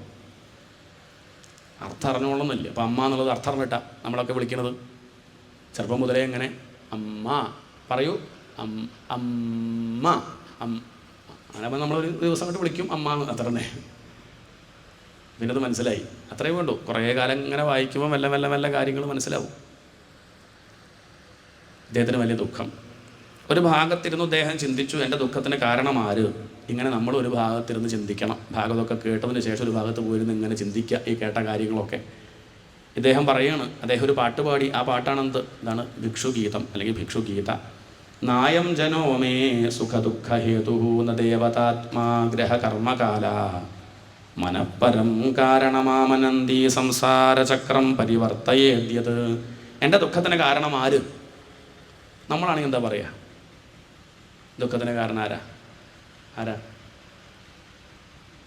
മൂപ്പത്തിയ അല്ലേ പുള്ളിക്കാരൻ, മൂപ്പരാന്ന് പറയും. ഭാര്യ പറയും ഭർത്താവാന്ന്, ഭർത്താവ് പറയും ഭാര്യയെന്ന്, അവർ പറയും മക്കളാന്ന്, മക്കൾ പറയും അച്ഛനും അമ്മയാന്ന്. അതല്ലെങ്കിൽ ഈ സ്ഥലമാണ് കുഴപ്പം, അല്ലെങ്കിൽ അടുത്ത വീട്ടിലത്തെ ആളാ കുഴപ്പം, കണി കണ്ടതാണ് കുഴപ്പം. പണ്ടങ്ങനെ ഉണ്ടായി. ഒരാൾ കണി കണ്ടു, രാജാവ് നായാട്ടിന് പോയതാ. പുറത്തേക്ക് ഇറങ്ങിയപ്പോൾ ഒരാളെ കണ്ടു. അപ്പം തന്നെ അദ്ദേഹത്തിന് ഇഷ്ടമായില്ല. നായാട്ടിന് പോയി ജന്തുക്കളൊന്നും കിട്ടിയതുമില്ല. കാല് വെച്ചു, തള്ളവരൽ മുറിഞ്ഞു. അയാൾ ഉറപ്പിച്ചു തിരിച്ചു വന്നാൽ ആദ്യം ആ ദുഷ്ടൻ്റെ തല വെട്ടണം. ആരുടെ? കണി കണ്ടല്ലോ ഒരാളെ. തിരിച്ചു വന്നു. ഉടനെ അദ്ദേഹത്തെ വിളിച്ചു, എല്ലാവരുടെ മുന്നിലും വെച്ച് പറഞ്ഞു, തന്നെ കണി കണ്ടതിൻ്റെ പേരിൽ ഇതാ എൻ്റെ തള്ളവരലാണ് മുറിഞ്ഞത്, അതുകൊണ്ട് തൻ്റെ തല വെട്ടാൻ പോകുന്നു എന്ന് പറഞ്ഞപ്പോൾ അദ്ദേഹം ഉറക്കെ ചിരിക്കാൻ തുടങ്ങി. അയാളുടെ ചിരി കേട്ടപ്പം അദ്ദേഹം ചോദിച്ചു, രാജാവ് ചോദിച്ചു, താൻ എന്താ ചിരിക്കണത്? തല വെട്ടാൻ പോകുമ്പോൾ ചിരിക്കുകയാണോ? അപ്പം അദ്ദേഹം പറഞ്ഞത് എന്താ വെച്ചാൽ, രാജാവേ, എന്നെ കണി കണ്ടതിൻ്റെ പേരിൽ അങ്ങയുടെ തള്ളവരലേ പോയുള്ളൂ. ഞാൻ രാവിലെ കണി കണ്ടത് അങ്ങയാണ്. ഞാൻ ആ ബ്രഷും പേസ്റ്റായിട്ട് പുറത്തിറങ്ങുമ്പോൾ അങ്ങ് നായാട്ടിന് പോണു. ഞാൻ അങ്ങയാണ് കണി കണ്ടത്. അങ്ങയെ കണി കണ്ടതിൻ്റെ പേരിൽ എൻ്റെ തലയാണ് പോണത്. ആരാ മഹാഭാവി, അങ്ങോ ഞാനോ? രാജാവ് പറഞ്ഞു, ആരോടും പറയണ്ട, പോയിക്കോളൂ. വെറുതെ വിട്ടു. ഇതാണ് നമ്മുടെയൊക്കെ കഥ. ദുഃഖത്തിന് കാരണം മറ്റൊരാളല്ല, ഞാൻ തന്നെയാണ്. അതിന് ഉദാഹരണം ഇവിടെ പറയുകയാണ്. ഇടയ്ക്ക് പായസം കഴിക്കുമ്പോൾ നാവ് പല്ലുകൊണ്ട് കടിച്ചു പോകാറില്ലേ? ആരെയാ കുറ്റം പറയാറ്? വിളമ്പിയാളെയാണോ? വിളമ്പിയാളോട് നോക്കി വിളമ്പണ്ടടോ, അയാളെ കുഴപ്പമില്ല. ഇതുപോലെയാണ് നമ്മളിപ്പം ഭാര്യയുടെ മേക്കെട്ട് കയറുന്നതും മക്കളെ കുറ്റം പറയണതും ചീത്ത പറയണതും ഒക്കെ നമ്മുടെ പ്രശ്നത്തെ നമ്മൾ മൂടി വയ്ക്കുകയാണ്. അത് ദേഷ്യം കൊണ്ട് ചീത്ത പറഞ്ഞിട്ടൊക്കെ നമ്മൾ ഉണ്ടാക്കിയ കുഴപ്പങ്ങൾ നമ്മൾ എന്ത് ചെയ്യണം? ഞാൻ കുറ്റക്കാരനല്ല എന്ന് സ്ഥാപിക്കുകയാണ്. അല്ല, ചെയ്ത കർമ്മത്തിൻ്റെ ഫലമാണ് നമ്മൾ അനുഭവിക്കുന്നത്. ഇടയ്ക്ക് മുഖം കഴുകുമ്പം വിരൽ കൊണ്ട് കണ്ണ് കുത്താറില്ലേ? ആരെ ചീത്ത വിളിക്കുക? അത്രയേ ഉള്ളൂ. ജിഹ്വാം ക്വചിത്ത് സന്തശതി സ്വതദ്ഭിഹി തദ്വേദനായാം കഥമായ കുപ്പിയത്. ആ വേദനയ്ക്ക് നിങ്ങൾ ആരെ ചീത്ത പറയും? ഇത്രയേ ഉള്ളൂ. നമ്മൾ അനുഭവിക്കുന്നതൊക്കെ ചെയ്ത കർമ്മത്തിൻ്റെ ഫലമാണെന്ന് മനസ്സിലാക്കി ഇതൊക്കെ അനുഭവിക്കാനുള്ള ശക്തി ഗുരുവായൂരപ്പ അങ്ങ് എനിക്ക് തരണേ. അനുഭവിച്ചേ പറ്റൂ. അതിനുള്ള ശക്തി തന്നാൽ മതി. എന്തനുഭവിക്കുമ്പോൾ അത് തന്നെ ബാധിക്കാണ്ടിരുന്നാൽ മതി. അനുഭവിക്കെങ്കിലും ബാധിക്കാണ്ടിരിക്കാൻ പറ്റുമല്ലോ? പറ്റും. കൈ മുറിക്കുന്നുണ്ട്, വേദന അറിയാണ്ടിരിക്കാൻ തരിപ്പിച്ചാൽ പോരെ? എന്താണ്? അത് മതിയല്ലോ. ഭഗവാനെ സേവിക്കുമ്പം അനുഭവിക്കേണ്ടതൊക്കെ അനുഭവിക്കും, പക്ഷെ അത് വേദനയായിട്ട് തോന്നില്ല എന്നറിയും. കഷായത്തിൽ തേനൊഴിച്ച് കൽക്കണ്ടൊക്കെ ഒഴിച്ച് ശർക്കരയൊക്കെ ഇട്ട് കുടിക്കുമ്പോൾ അത് രുചിയായിട്ട് തോന്നും. അതുകൊണ്ട് ഭക്തന്മാർക്കും വേദനയൊക്കെ അനുഭവിക്കുന്നുണ്ട്, പക്ഷെ അതൊക്കെ അവർക്ക് പ്രയാസമല്ല. അതാണ് ഭിക്ഷുഗീത എന്നുള്ള കഥ. കാഞ്ചനം ഉണ്ടാക്കുന്ന പ്രശ്നം, ഇനി കാമിനി ഉണ്ടാക്കുന്ന പ്രശ്നം. ഇതാണ് രണ്ട് പ്രശ്നങ്ങൾ. അതാണ് ഐളഗീത. കഥയൊക്കെ വളരെ പ്രസിദ്ധമാണ്, നമ്മൾ കേട്ടതുമാണ്. ഉർവശിയെ കണ്ട് ഭ്രമിച്ച ഐളൻ കല്യാണം കഴിച്ചു ഉർവശിയെ. കുറച്ച് ദിവസം കഴിഞ്ഞ് ഉർവശി ഓരോ കാര്യം പറഞ്ഞ് തിരിച്ചു പോയി. പക്ഷേ പിന്നീടുള്ള കാലം ഉർവശിയെ തന്നെ ഓർത്ത് കഴിഞ്ഞു ആര്? ഈ ഐളൻ. ഉർവശി ജപിച്ച് ശാപ്പാടില്ല, ഭക്ഷണമില്ല, ഒരു കാര്യവും നേരെ ചെയ്യാൻ പറ്റുന്നില്ല. എന്നാൽ ഉർവശിയോ ഇദ്ദേഹത്തെ മറന്നു, സുഖമായിട്ട് കഴിയുകയാണ്. ഒരിക്കൽ കുരുക്ഷേത്രത്തിൽ വെച്ച് തോഴിമാരുടെ കൂടെ സല്ലപിച്ച് നടക്കുന്ന ഈ ഉർവശിയെ കണ്ടപ്പം അത്ഭുതമാർക്ക് ഈ ഐളന് ഓടിച്ചെല്ലുകയാണ്. പുരുരവസ് ഓടിച്ചെന്നിട്ട് ചോദിക്കുകയാണ്, ഉർവശി നീ ഓടിയായിരുന്നോ? നിനക്കറിയോ ഞാനിപ്പോൾ എന്താ ജപിക്കണമെന്ന് നിനക്ക് നിശ്ചയമുണ്ടോ? എൻ്റെ മനസ്സിലിപ്പോഴും ആരാ ഉള്ളത് നിശ്ചയമുണ്ടോ? ഉർവശി ചോദിച്ചു, ആരാ? ഞാൻ ജപിക്കണത് ഉർവശി എന്നാ. എന്ന് കേട്ടപ്പം ഉർവശി തലയെ കൈവച്ച് പറഞ്ഞു എന്നാണ്, കഷ്ടം തന്നെ, ഞാൻ അങ്ങയെ അന്ന് തന്നെ മറന്നു. അങ്ങ് ഈ 10-45 കൊല്ലം എൻ്റെ പേരും ജപിച്ച് നടക്കുകയാണുണ്ടായത്. ഇത്രയും കാലം എന്നെ തന്നെ മനസ്സിൽ വെച്ച് നടക്കുകയാണുണ്ടായത്. കഷ്ടം തന്നെ. അങ്ങ് എന്നെ മനസ്സിൽ വെച്ചതിൻ്റെ 10-1 ഗുരുവായൂരപ്പനെ മനസ്സിൽ വെച്ചിരുന്നെങ്കിൽ അങ്ങ് ഇപ്പം ജീവൻ മുക്തനായേനെ, അങ്ങ് ഇപ്പം തന്നെ വൈകുണ്ഠത്തിലെത്തിയേനെ. അദ്ദേഹത്തിൻ്റെ മനസ്സൊന്ന് ചലിച്ചു, പിന്നെ ഒന്ന് ഉറച്ചു. നീ എൻ്റെ കാമുകിയല്ല, ഭാര്യയല്ല, നീ എൻ്റെ ഗുരുനാഥയാണ് എന്ന് പറഞ്ഞ് തൊഴുതങ്ങോട്ട് നമസ്കരിച്ചു. അദ്ദേഹം പിന്നെ ഉർവശിയെ ഗുരുനാഥയായിട്ടാണ് കണ്ടത്. വലിയൊരു ഉപദേശം തന്നത്. എന്ത്? നമ്മളൊക്കെ ഇപ്പോൾ ധ്യാനിക്കുന്നില്ലേ, പലതും ധ്യാനിക്കുന്നുണ്ട്. ഓരോ വിഷയങ്ങൾ നേടാനുള്ള നമ്മൾ കാണിക്കുന്ന പരാക്രമത്തിൻ്റെ 10-1 ഭഗവാനെ വേണമെന്ന് വിചാരിച്ചാൽ കിട്ടും. പക്ഷെ ആ വിചാരം ആത്മാർത്ഥമായിട്ടുണ്ടോയെന്ന് സ്വയം പരിശോധിക്കണം എന്നാണ് ഈ പറഞ്ഞതിൻ്റെ സാരം. പറയാറൊക്കെ ഉണ്ടാവും, വേണം ഭഗവാനെ വേണം എന്നൊക്കെ. പക്ഷെ നമ്മൾ പണം ഉണ്ടാക്കാനുള്ള മെനക്കെട്, ജോലി നേടാനുള്ള ആ കഷ്ടപ്പാട്, അതുപോലെയൊക്കെ നമ്മൾ കഷ്ടപ്പെടുന്നുണ്ടോ ഭഗവാനെ കിട്ടാൻ? ഉത്തരമൊന്നും പറയണ്ട, സ്വയം ചോദിക്കും. ഞാൻ എന്നോട് ചോദിക്കും കേട്ടോ, നിങ്ങളോടല്ലേ, ഞാൻ എന്നോട് ചോദിക്കുകയാണ്. അത്രമാത്രം നമ്മൾ കഷ്ടപ്പെടുന്നുണ്ടോ? മതി. ഈ വിഷയവിചാരത്തിൻ്റെ 10-1 ആത്മവിചാരം ചെയ്താൽ ഇത്രയൊന്നും മെനക്കെടില്ല ഈശ്വരനെ കിട്ടാൻ എന്നാണ് ഇപ്പം ആ ഉർവശി അയിളനെ അല്ലെങ്കിൽ പുരൂരവസനെ പഠിപ്പിച്ചത്. നമുക്കത് സാധിക്കട്ടെ എന്ന് പ്രാർത്ഥിക്കുകയാണ്. അല്പസമയമാണെങ്കിലും ഭഗവാനെ പറ്റി പറയാൻ അവസരം കിട്ടി, അത് വലിയൊരു ഭാഗ്യമായിട്ട് കണക്കാക്കുന്നു. ഗോവിന്ദനാമ സങ്കീർത്തനം. ഗോവിന്ദ ഗോവിന്ദ.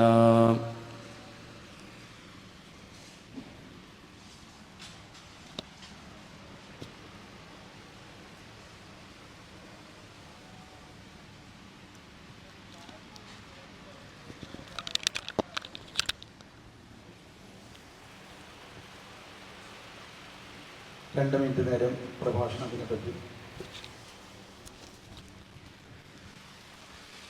എല്ലാവർക്കും നമസ്കാരം. ശ്രീ മാണിക അനുഭവിൻ്റെ നമ്മൾ എങ്ങനെ ആയിത്തീരണം എന്നതിനെ പറ്റി ഐലഗീതയിൽ കൂടിയും മറ്റും വിശദമായിട്ട് നമുക്ക് പറഞ്ഞു തന്നു. നാം ആരാണെന്ന് മനസ്സിലാക്കണമെങ്കിൽ നമ്മൾ നമ്മളുടെ ഉള്ളിലേക്ക് നോക്കണം, അപ്പോഴേ നമുക്ക് മനസ്സിലാക്കാൻ കഴിയൂ. ശബരിമലയൊക്കെ പോകുമ്പോഴേ അവിടെ എഴുതി വെച്ചിട്ടുണ്ട് തത്വമസി. തത്വമസി എന്ന് പറഞ്ഞാൽ അത് നീ തന്നെയാണ്. അപ്പം നമ്മൾ തന്നെയാണ് ഈ കാണുന്നതെല്ലാം എന്നുള്ളൊരു ബോധം നമുക്ക് ഉണ്ടാവുമ്പോൾ, നമ്മുടെ ശത്രുവും മിത്രവും എല്ലാവരും നാം തന്നെയാണെന്ന് ബോധം ഉണ്ടാവുമ്പോൾ നമുക്ക് ആ മനസ്സുറച്ചു വരും. അപ്പോൾ ഈ ഭ്രമമൊക്കെ മാറും. ഭ്രമം മാറിയാൽ നമ്മൾ ഭഗവാനിലേക്ക് എത്തും. അപ്പോൾ ആ ഭ്രമം മാറാൻ വേണ്ടിയാണ് ഇവിടെ ഈ ഉപദേശങ്ങളും കാര്യങ്ങളൊക്കെ നമുക്ക് തന്നിട്ടുള്ളത്. 7 ദിവസം ഇവിടെ ഗംഭീരമായ പ്രഭാഷണങ്ങളെല്ലാം കഴിഞ്ഞു. അത് നമ്മുടെ മനസ്സിൽ ഉറപ്പിക്കുക, ഭഗവാന്റെ നാമം ചോദിക്കുക, അതോടുകൂടി നമുക്ക് ഭഗവാനിൽ ഇരിക്കാൻ കഴിയും. ഹരിഗോവിന്ദൻ്റെ പ്രഭാഷണം നമ്മളെല്ലാവരും ചിന്തിച്ച് ഇന്ന് രാത്രി കിടക്കുമ്പോഴൊന്ന് ആലോചിച്ച് നോക്കും എന്താണ് ഇവിടെ പറഞ്ഞതെന്ന്. അപ്പോൾ നമുക്ക് മനസ്സിലാവും അതിൻ്റെ സാരം എന്താണെന്ന്. തൽക്കാലം ഇത്രമാത്രം പറയുന്നു. നന്ദി, നമസ്കാരം. ഗോവിന്ദനാമസങ്കീർത്തനം. ഗോവിന്ദ ഗോവിന്ദ. ഭാഗവത സംഗ്രഹമാണ് പാരായണം. 12-ാമത്തെ അധ്യായം. ഈ അധ്യായം ആർക്കാണോ കേൾക്കാനായിട്ട് സാധിക്കുന്നത് അവർക്ക് ഭാഗവതം മുഴുവനും കേട്ടതായ പുണ്യത്തിനെ ഭഗവാൻ പ്രദാനം ചെയ്യുന്നു. നമുക്കും ഭാഗവത സംഗ്രഹം വേണ്ട രീതിയിൽ കേൾക്കാനായിട്ട് സാധിക്കട്ടെ. ഗോവിന്ദനാമ സങ്കീർത്തനം. ഗോവിന്ദ ഗോവിന്ദ. ഓം നമോ ഭഗവതേ വാസുദേവായ. ഓം നമോ ഭഗവതേ വാസുദേവായ. ഓം നമോ ഭഗവതേ വാസുദേവായ. അഥ 12-ോऽധ്യായ. സൂത ഉവാച. നമോ ധർമായ മഹതേ നമഃ കൃഷ്ണായ വേധസേ. ബ്രാഹ്മണേഭ്യോ നമസ്കൃത്യ ധർമാൻ വക്ഷ്യേ സനാതനാൻ. നമോ ധർമായ മഹതേ. ഭാഗവതം കേൾക്കാനായിട്ട് വന്ന എല്ലാവരെയും നമസ്കരിച്ചുകൊണ്ടാണ് സൂത പൗരാണികൻ ഭാഗവത സംഗ്രഹം പറയുന്നത്.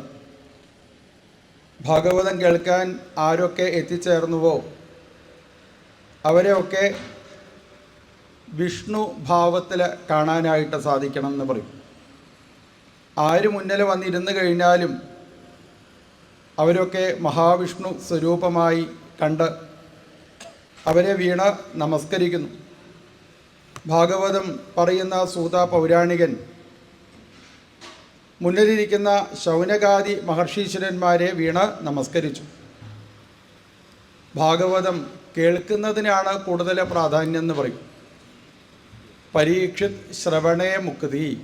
പരീക്ഷിത്ത് മഹാരാജാവിന് ഭാഗവതം കേട്ടതുകൊണ്ടാണ് മുക്താവസ്ഥയിലേക്ക് എത്തിച്ചേരാനായിട്ട് സാധിച്ചത്. നമോ ധർമായ മഹതേ. ധർമ്മത്തിനെ നമസ്കരിക്കുന്നു. ധർമ്മത്തിനെ പറ്റി പറഞ്ഞുകൊണ്ടാണ് ഭാഗവതം ആരംഭിച്ചത്.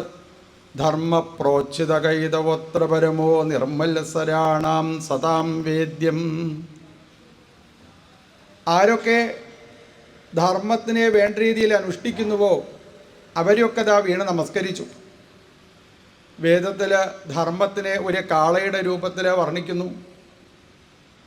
ആ കാള 4 കാലിൻ്റെ മുകളിലാണ് നിൽക്കുക. 4 കാലിൻ്റെ മുകളിൽ ഉയർന്ന് നിൽക്കുന്ന കാള സത്യം, ദയ, തപസ്, ദാനം, ഇതാണ് 4 കാല്.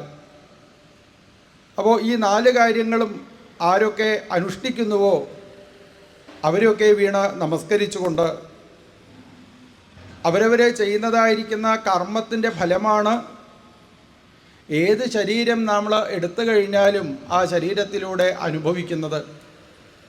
അത് ദുഃഖമായാലും ശരി, സുഖമായാലും ശരി. നേരത്തെ പ്രഭാഷണത്തിൽ കേട്ടതുപോലെ പുറമേക്ക് നോക്കുന്ന സമയത്ത് ദുഃഖം മാത്രം, എന്നാൽ ഉള്ളിലിരിക്കുന്ന സമയത്താണ് നമുക്ക് ആനന്ദത ഉണ്ടാവുക.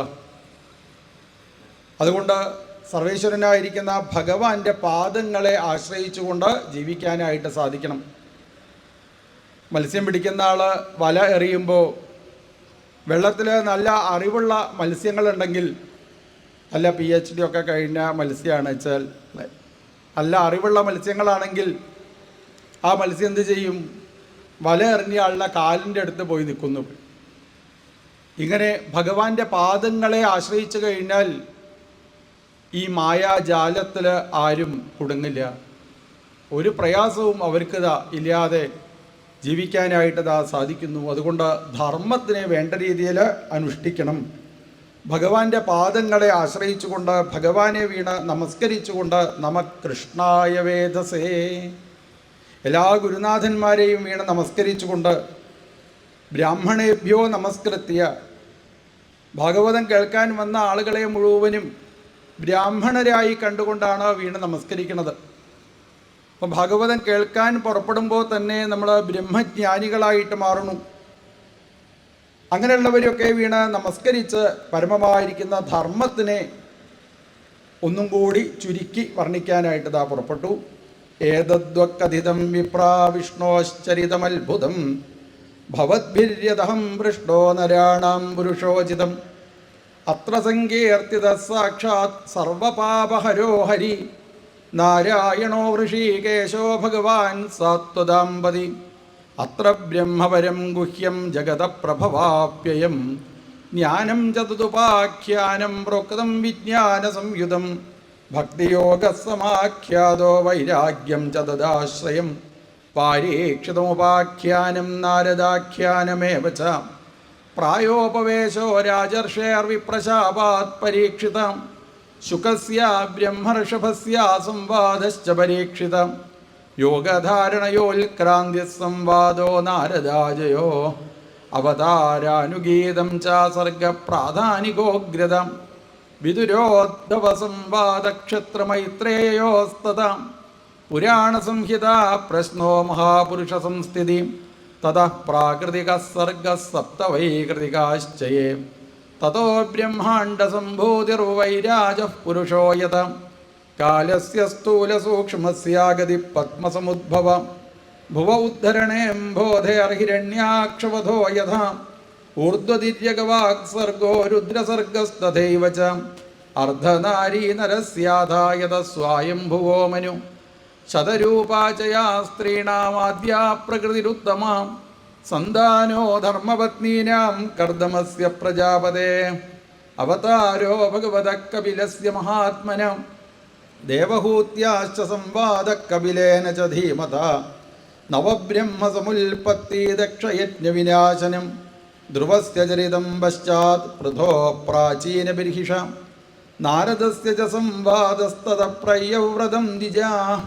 നാഭേസ്തതോനുചരിതമൃഷഭസ്യ ഭരതസ്യ ച ദീപവർഷസമുദ്രാണാം ഗിരിനദ്യുപവർണ്ണനം ജ്യോതിശ്ചക്രസ്യ സംസ്ഥാനം പാതാളനരകസ്ഥിതി ദക്ഷജന്മ പ്രജേതോഭ്യസ്തൽപുത്രീണാം ച സന്തതി യതോ ദേവാസുരനരാസ്തിര്യന്നഗഖഗാദയ ത്വാഷ്ട്രസ്യ ജന്മനിധനം പുത്രയോശ്ചതിദേർദ്വിജ ദൈത്യേശ്വരസ്യ ചരിതം പ്രഹ്ലാദസ്യ മഹാത്മന മന്വന്തരാനുകഥനം ഗജേന്ദ്രസ്യ വിമോക്ഷണം മന്വന്തരാവതാരാശ്ച വിഷ്ണോർഹയശിരാദയ കൗർമം ധാന്വന്തരം മാത്സ്യം വാമനം ച ജഗൽപതേ ക്ഷീരോദമധനം തദ്വതമൃതാർത്ഥേ ദിവൗകസാം ദേവാസുരമഹായുദ്ധം രാജവംശാനുകീർത്തനം ഇക്ഷ്വാകുജന്മതദ്വംശസ്സുദ്യുമ്നസ്യ മഹാത്മന ഇളോപാഖ്യാനമത്രോക്തം ദാരോപാഖ്യാനമേവ ച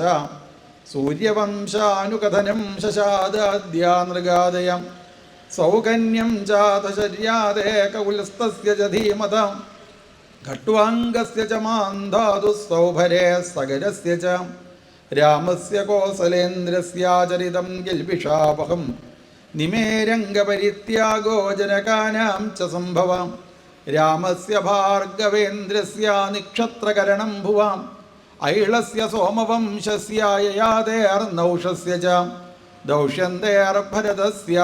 ദൗഷ്യന്തേർഭരതസ്യാഭീശന്തനോസ്തൽസുതസ്യ ച യയാദേർജ്യേഷ്ഠപുത്രസ്യ യതോർവംശോനുകീർത്തിതം യത്രാപതീർണോ ഭഗവാൻ കൃഷ്ണാഖ്യോ ജഗദീശ്വര വസുദേവഗൃഹേ ജന്മാ തതോ വൃദ്ധിശ്ച ഗോകുലേ തസ്യ കർമാണ്യപാരാണി കീർത്തിതാന്യസുരദ്വിഷ പൂതനാസുപയഃ പാനം ശകടോച്ഛാടനം ശിശോ തൃണാവർത്തസ്യ നിഷ്പേഷസ്തഥൈവ ഭഗവത്സയോ ധേനുകസ്യ സഹ ഭ്രാതുപ്രളംബസ്യ ച സംക്ഷയാം ഗോപാനാം ച പരിത്രാണം ദാവാഗ്നേ പരിസർപ്പതാം ദമനം കാളിയസ്യാഹേർം മഹാഹേർം നന്ദമോക്ഷണം വ്രതചര്യാതു കന്യാനാം യത്ര തുഷ്ടോച്യുതോ വ്രതയ്യ പ്രസാദോ യജ്ഞപത്നീഭ്യോ വിപ്രാണാം ചാനുതാപനം ഗോവർദ്ധനോദ്ധാരണം ചാശക്രസ്യ സുരഭേരഥാം യജ്ഞാഭിഷേകം കൃഷ്ണസ്യാസ്ത്രീഭിः ക്രീഡാ ച രാത്രിഷു ശംഖചൂഡസ്യ ദുർബുദ്ധേർവധോരിഷ്ടസ്യ കേശിനാം അക്രൂരാഗമനം പശ്ചാത് പ്രസ്ഥാനം രാമകൃഷ്ണയോ വ്രജസ്ത്രീണാം വിലാപശ്ച മധുരാലോകനം തഥാ ഗജമുഷ്ടികചാണൂരകംസാദീനാം ച യോവധാം മൃതസ്യാനയനം സൂനോ പുനഃ സാന്ദീപനേർഗുരോ മധുരായാം നിവസദായതു ചക്രസ്യേത്പ്രിയം കൃതമുദ്ധവരാമാഭ്യാം യുധേന ഹരിണാദ്വിജ ജരാസന്ധസമാനീതസൈന്യസ്യ പൗശോവധാം ഖാദനം യവനേന്ദ്രസ്യ കുശസ്ഥല്യാനിവേശനം ആദാനം പാരിജാതസ്യ സുധർമായ സുരാലയാത് രുക്മിണ്യാഹരണം യുദ്ധേ പ്രമദ്യദ്വിഷദോ ഹരേ ഹരസ്യ ജൃംഭണം യുദ്ധേ ബാണസ്യ ഭുജകൃന്ദനം പ്രാഗ്ജ്യോതിഷപതിം ഹത്വാ കന്യാനാം ഹരണം ജയത് ചൈദ്യപൗണ്ഡ്രകസൽവാനാം ദന്തവക്ത്രസ്യ ദുർമദേ ശംഭരോദ്വിവിധപീഠോ മുരപ്പഞ്ചജനാദയ മാഹാത്മ്യം ച വധസ്തേഷാം വാരാണസ്യാശ്ച ദാഹനം ഭാരാവതരണം ഭൂമേർനിമിത്തീകൃത്യ പാണ്ഡവാൻ വിപ്രശാപാപദേശേന സംഹാരസ്സുകുലസ്യ ച ഉദ്ധവസ്യ ച സംവാദോ വാസുദേവസ്യ ച അത്ഭുത യത്ര ആത്മവിദ്യാഹ്യഖിലാ പ്രോക്താ ധർമ്മവിനിർണയം തതോ മർത്യപരിത്യാഗാത്മയോഗാനുഭാവതം യുഗലക്ഷണവൃത്തിശ്ച കലോ നൃണാമുപപ്ലവം ചതുർവിധശ്ച പ്രളയാ ഉൽപ്പത്തിസ്ത്രിവിധാ തഥാ ദേഹത്യാഗശ്ച രാജർഷേർവിഷ്ണുരാജസ്യ ധീമതം ശാഖാപ്രണയനമൃഷേർമാർക്കണ്ഡേയസ്യ സൽക്കഥ മഹാപുരുഷവിന്യാസ സൂര്യസ്യ ജഗദാത്മനം ഇതി ചോക്തം ദ്വിജശ്രേഷ്ഠ യൽ പൃഷ്ടോഹമിഹാസ്മിവ ലീലാവതാരകർമാണി കീർത്തിതാനീഹ സർവശം പതിതസ്ഖലിതശ്ചാർത്തം ക്ഷുത്വാ വാ വിവശോ ബ്രുവൻ ഹരയേ നമ ഇത്യുച്ചൈരം മുച്യതേ സർവപാതകാത്. ശൗനകാദി മഹർഷീശ്വരന്മാരുടെ മുന്നിലിരുന്ന് സൂത പൗരാണികൻ ഭാഗവതം മുഴുവനും പാരായണം ചെയ്ത് സമർപ്പിക്കുമ്പോൾ അവിടെ ഇരുന്നത് പറയണു, ആരാണോ ഭഗവാന്റെ തിരുനാമം ഹരയേ നമ എന്ന് ഉറക്കെ ജപിക്കുന്നത്, അവരുടെ ജീവിതത്തിലേക്ക് കയറി വരുന്ന ദുഃഖത്തിന് കാരണമായ സകല പാപകർമ്മങ്ങളും ഇല്ലാതായിട്ട് തീരുന്നു. ഇത് കേട്ടതോടുകൂടി അവിടെ ഇരിക്കുന്ന എല്ലാവരും ഒരുമിച്ച് ഭഗവാന്റെ തിരുനാമം ഹരയേ നമ എന്നുള്ള നാമം ഉറക്കെ ജപിക്കാനായിട്ട് പുറപ്പെട്ടു.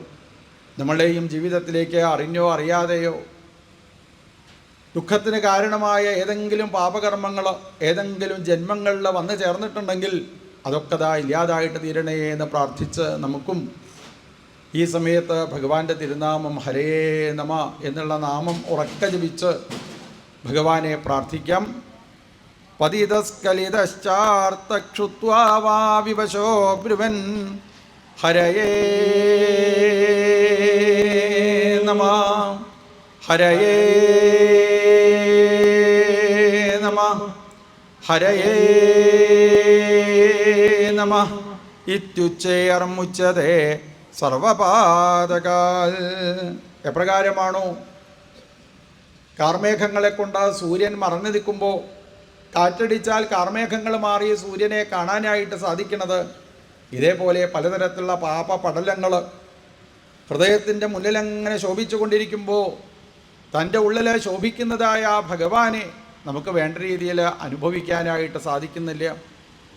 ഭഗവത്പരമായിരിക്കുന്ന കാര്യങ്ങൾ ജപമായിട്ടും ഹോമമായിട്ടും പൂജയായിട്ടും ഭഗവാനെ കാണലായിട്ടും ഭഗവാനെ കേൾക്കലായിട്ടും ഈ ശരീരം കൊണ്ട് എങ്ങനെയൊക്കെ പുണ്യകർമ്മങ്ങൾ ചെയ്യാനായിട്ട് സാധിക്കുന്നുവോ, വാസുദേവ അംഗരാഗാദി പുണ്യഗന്ധാനിലസ്പൃശം, ഭഗവാന്റെ ശരീരത്തിൽ അടിച്ചതായിരിക്കുന്ന കാറ്റ്, ഭഗവാനിൽ നിന്ന് വരുന്നതായിരിക്കുന്ന കാറ്റ് നമ്മളിലേക്ക് എത്തിച്ചേരുന്നതോടുകൂടി എല്ലാവിധ പാപപടലങ്ങളും ഇല്ലാതായി ആ ഹൃദയത്തിൽ സാക്ഷാൽ ഭഗവാനെ കാണാനായിട്ട് സാധിക്കും എന്നുള്ള നാമത്തിൻ്റെ മഹാത്മ്യമാണ് പിന്നീട് വർണ്ണിക്കുന്നത്.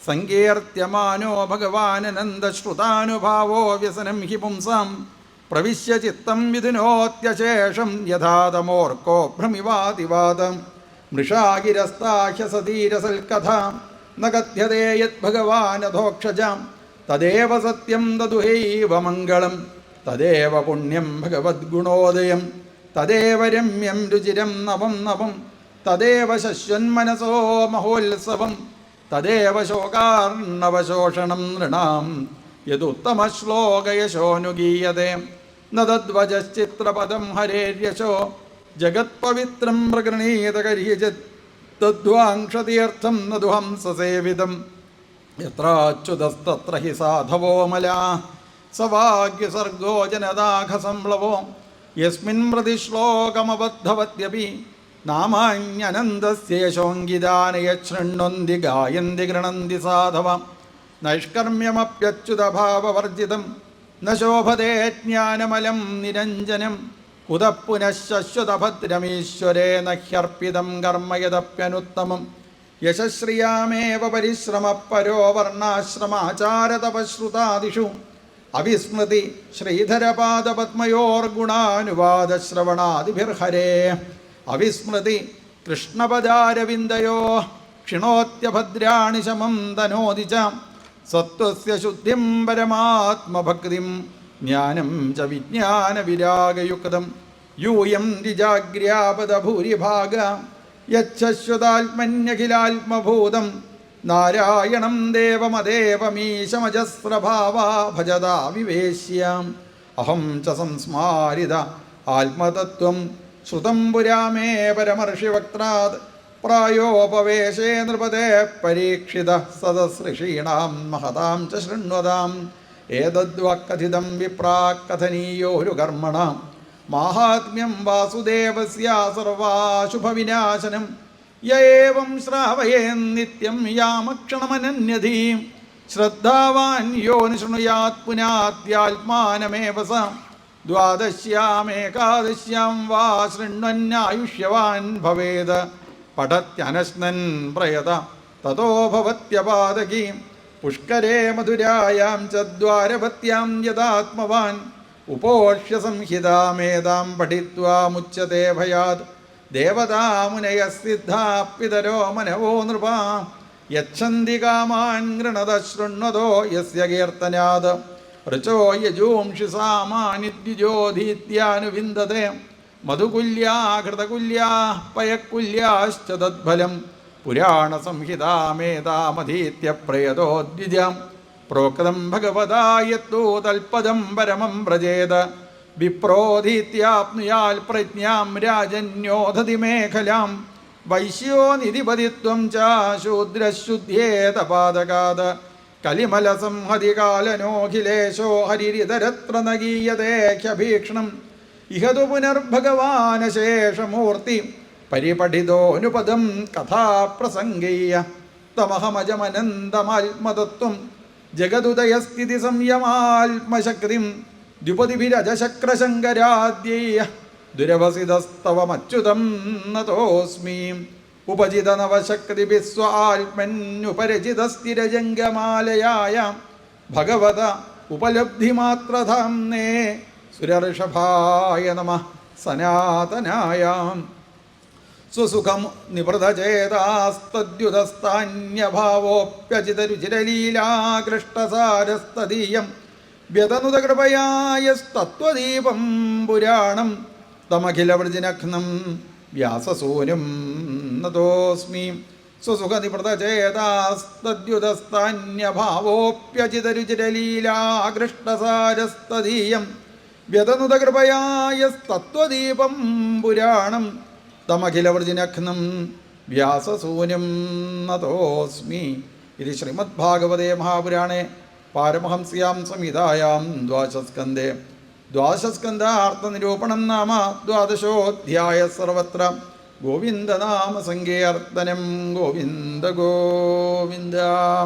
മംഗളാധ്യായം പാരായണം ചെയ്ത് കൃഷ്ണാവതാര പാരായണത്തോടുകൂടി ഈ ശ്രീമദ് ഭാഗവത മഹാസത്രം നമുക്കത് ഭഗവാന്റെ പാദങ്ങളിൽ സമർപ്പിക്കാം. ഗോവിന്ദനാമ സങ്കീർത്തനം. ഗോവിന്ദ ഗോവിന്ദ.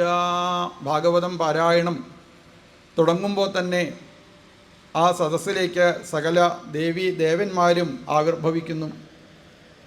ഭഗവത് ഭക്തന്മാർ ആ സദസ്സിലതാ എത്തിച്ചേരുന്നു. പ്രഹ്ലാദസ്താളധാരി, പ്രഹ്ലാദൻ തുടങ്ങിയതായിരിക്കുന്ന ഭഗവത് ഭക്തന്മാർ എവിടെയാണോ ഭാഗവതം പാരായണം ചെയ്യുന്നത് അവിടെ അതാ എത്തിച്ചേരുന്നു. നാരദാദി മഹർഷീശ്വരന്മാർ എത്തിച്ചേരുന്നു. പുണ്യനദികൾ സാന്നിധ്യം ചെയ്യുന്ന സ്ഥലമാണ് ഭാഗവതം പാരായണം ചെയ്യുന്ന സ്ഥലം. നമ്മളുടെ കുലപരദേവതയൊക്കെ നമ്മളിതാ സന്തോഷിക്കുന്നു. ഭാഗവതം പാരായണം ചെയ്യാനായിട്ട് പുറപ്പെടുമ്പോൾ സകല ഗുരുനാഥന്മാരും നമ്മളത് അനുഗ്രഹിക്കണം. നമ്മളെ മരിച്ചു പോയതായിരിക്കുന്ന കാരണവന്മാരൊക്കെ അവർക്കൊക്കെ മുക്തിയിലേക്ക് എത്തിച്ചേരുവാനായിട്ടതാ സാധിക്കുന്നു. അദൃശ്യരൂപികളായി സകല ദേവീദേവന്മാരും വന്ന് അനുഗ്രഹിക്കുന്നതായ സ്ഥലമാണ് സത്രവേദി. ഭാഗവതം പാരായണം ചെയ്യാനായിട്ട് പുറപ്പെടുമ്പോൾ തന്നെ എല്ലാവിധ ഐശ്വര്യത്തിനെയും സാക്ഷാൽ ഭഗവാൻ അവർക്ക് പ്രദാനം ചെയ്യുന്നു. ഏതൊരു സ്ഥലത്തിരുന്നിട്ടാണോ നമ്മൾ ഭാഗവതം പാരായണം ചെയ്യുന്നത് ആ സ്ഥലം തന്നെ ശുദ്ധമായിട്ട് മാറുന്നു. ഇങ്ങനെ കലികാലത്ത് ഏറ്റവും ഉത്തമമായിരിക്കുന്ന യജ്ഞമാണ് ഈ ഭാഗവത സപ്താഹ യജ്ഞം. കലികാലത്ത് ഭഗവാന്റെ സ്വരൂപം ഭാഗവതമാണ്. ഭഗവാന്റെ സ്വരൂപം ആ ഭാഗവത സ്വരൂപിയായിരിക്കുന്ന ഭഗവാന്റെ മുന്നിലേക്ക് എത്തിച്ചേരാൻ സാധിക്കുക. അത് തന്നെ അനേക ജന്മങ്ങളിൽ നമ്മൾ ചെയ്തതായിരിക്കുന്ന പുണ്യം കൊണ്ട് മാത്രമേ ഒരാൾക്ക് ഭാഗവതം കേൾക്കാനായിട്ട് സാധിക്കുള്ളൂ. ഭാഗവതത്തിലെ ഒരു ശ്ലോകം തന്നെങ്കിലും, ഭാഗവതത്തിലെ ഏതെങ്കിലും ഒരു ഭാഗം തന്നെങ്കിലും, ഭാഗവതത്തിലെ ഒരു അധ്യായം തന്നെങ്കിലും അത് കേൾക്കണമെന്നുണ്ടെങ്കിൽ ജന്മാന്തരേ ഭവേൽ പുണ്യം തഥാ ഭാഗവതം ലഭേൽ. ജന്മജന്മാന്തരങ്ങളിൽ ചെയ്തതായിരിക്കുന്ന പുണ്യമാണ് ഒരാളെ ഭാഗവതത്തിൻ്റെ മുന്നിലേക്ക് കൊണ്ടുവരുന്നത്. പരീക്ഷിത് മഹാരാജാവ് ശ്രീശോബ്രഹ്മർഷിയോട് പറയണു, ഹേ ശ്രീശോബ്രഹ്മർഷേ, എനിക്ക് ഈ ഭാഗവതം കേൾക്കാനുള്ള ഒരു പുണ്യം, അത്ര പുണ്യം ഞാൻ ചെയ്തോ ചോദിച്ചാൽ എനിക്ക് പറയാൻ അറിയില്ല. പൈതൃശ്വസേയ പ്രീത്യർത്ഥം. എൻ്റെ പിതാമഹന്മാർ പാണ്ഡവർ അവരെല്ലാ സമയത്തും ആ കൃഷ്ണൻ്റെ കൂട്ടത്തിൽ മാത്രം നിന്നവരാണ്. ഭഗവാൻ എന്താണോ പാണ്ഡവർ പറയണത് അതൊക്കെ ചെയ്തുകൊണ്ട് ഒരു കിങ്കരനായിക്കൊണ്ട് ഭഗവാൻ പാണ്ഡവരുടെ കൂട്ടത്തിൽ നിന്നിട്ടുണ്ട്. കിങ്കരെന്ന് പറഞ്ഞു കഴിഞ്ഞാൽ കിങ്കരോമി ഇതി കിങ്കര പറയും. തൻ്റെ യജമാനൻ എന്ത് പറയണു പറയണത് ശരിയാണോ തെറ്റാണോ നോക്കാതെ പറയുന്നതിനെ ചെയ്യുന്നയാളെയാണ് കിങ്കരൻ എന്ന് പറയുക. അർജുനൻ തേരിലങ്ങനെ കയറി നിൽക്കുന്ന സമയത്താണ് മുന്നിൽ ശ്രീകൃഷ്ണ ഭഗവാൻ ഇതാ വന്ന് നിൽക്കണത്. ചോദിച്ചു, അർജുന എന്താ കൃഷ്ണ ഇവിടെ നിൽക്കണത്? അതേ അർജുന, ആ സത്യം പറഞ്ഞ ജോലിയൊന്നുമില്ല കേട്ടോ, എന്തെങ്കിലും ഒരു ജോലി കിട്ടിയാൽ തിരക്കടില്ല എന്ന് വിചാരിച്ച് കാത്തു നിൽക്കുകയാണ്. മാത്രമല്ല എന്തെങ്കിലും ജോലി ഉണ്ടെച്ചാൽ പറഞ്ഞോ എന്ന് പറഞ്ഞപ്പോൾ അർജുനൻ അവിടെ ഇരുന്ന് പറഞ്ഞു, കൃഷ്ണ, നല്ല ഒരു തേരാളിയെ കിട്ടിക്കഴിഞ്ഞാൽ ഈ മഹാഭാരത യുദ്ധം എന്നല്ല ലോകം മുഴുവനും ഞാനതാ ജയിക്കും, പറ്റുന്നുണ്ട് വെച്ചാൽ കയറിയിരുന്നോ എന്ന് കേൾക്കേണ്ട താമസേ ഉണ്ടായുള്ളൂ. ശ്രീകൃഷ്ണ ഭഗവാൻ എത്ര പെട്ടെന്നാണ് അർജുനൻ്റെ തേരാളിയായിട്ട് മാറിയത് അറിയില്ല. അഗ്രേ കൃത്വാ കമപി ചരണം ജാനുനേനൈകതിഷ്ഠൻ പശ്ചാൽപാർത്ഥം പ്രണയവിവശേനാക്ഷിണാ ഈക്ഷമാണം സവ്യേതോത്രം കരസരസിജേ ദക്ഷിണേ ജ്ഞാനമുദ്രാമാഭിഭ്രാണോ രഥമതിവസൻ പാതുന സൂതവേഷധാരിയായിട്ട് മാറി ഭഗവാൻ.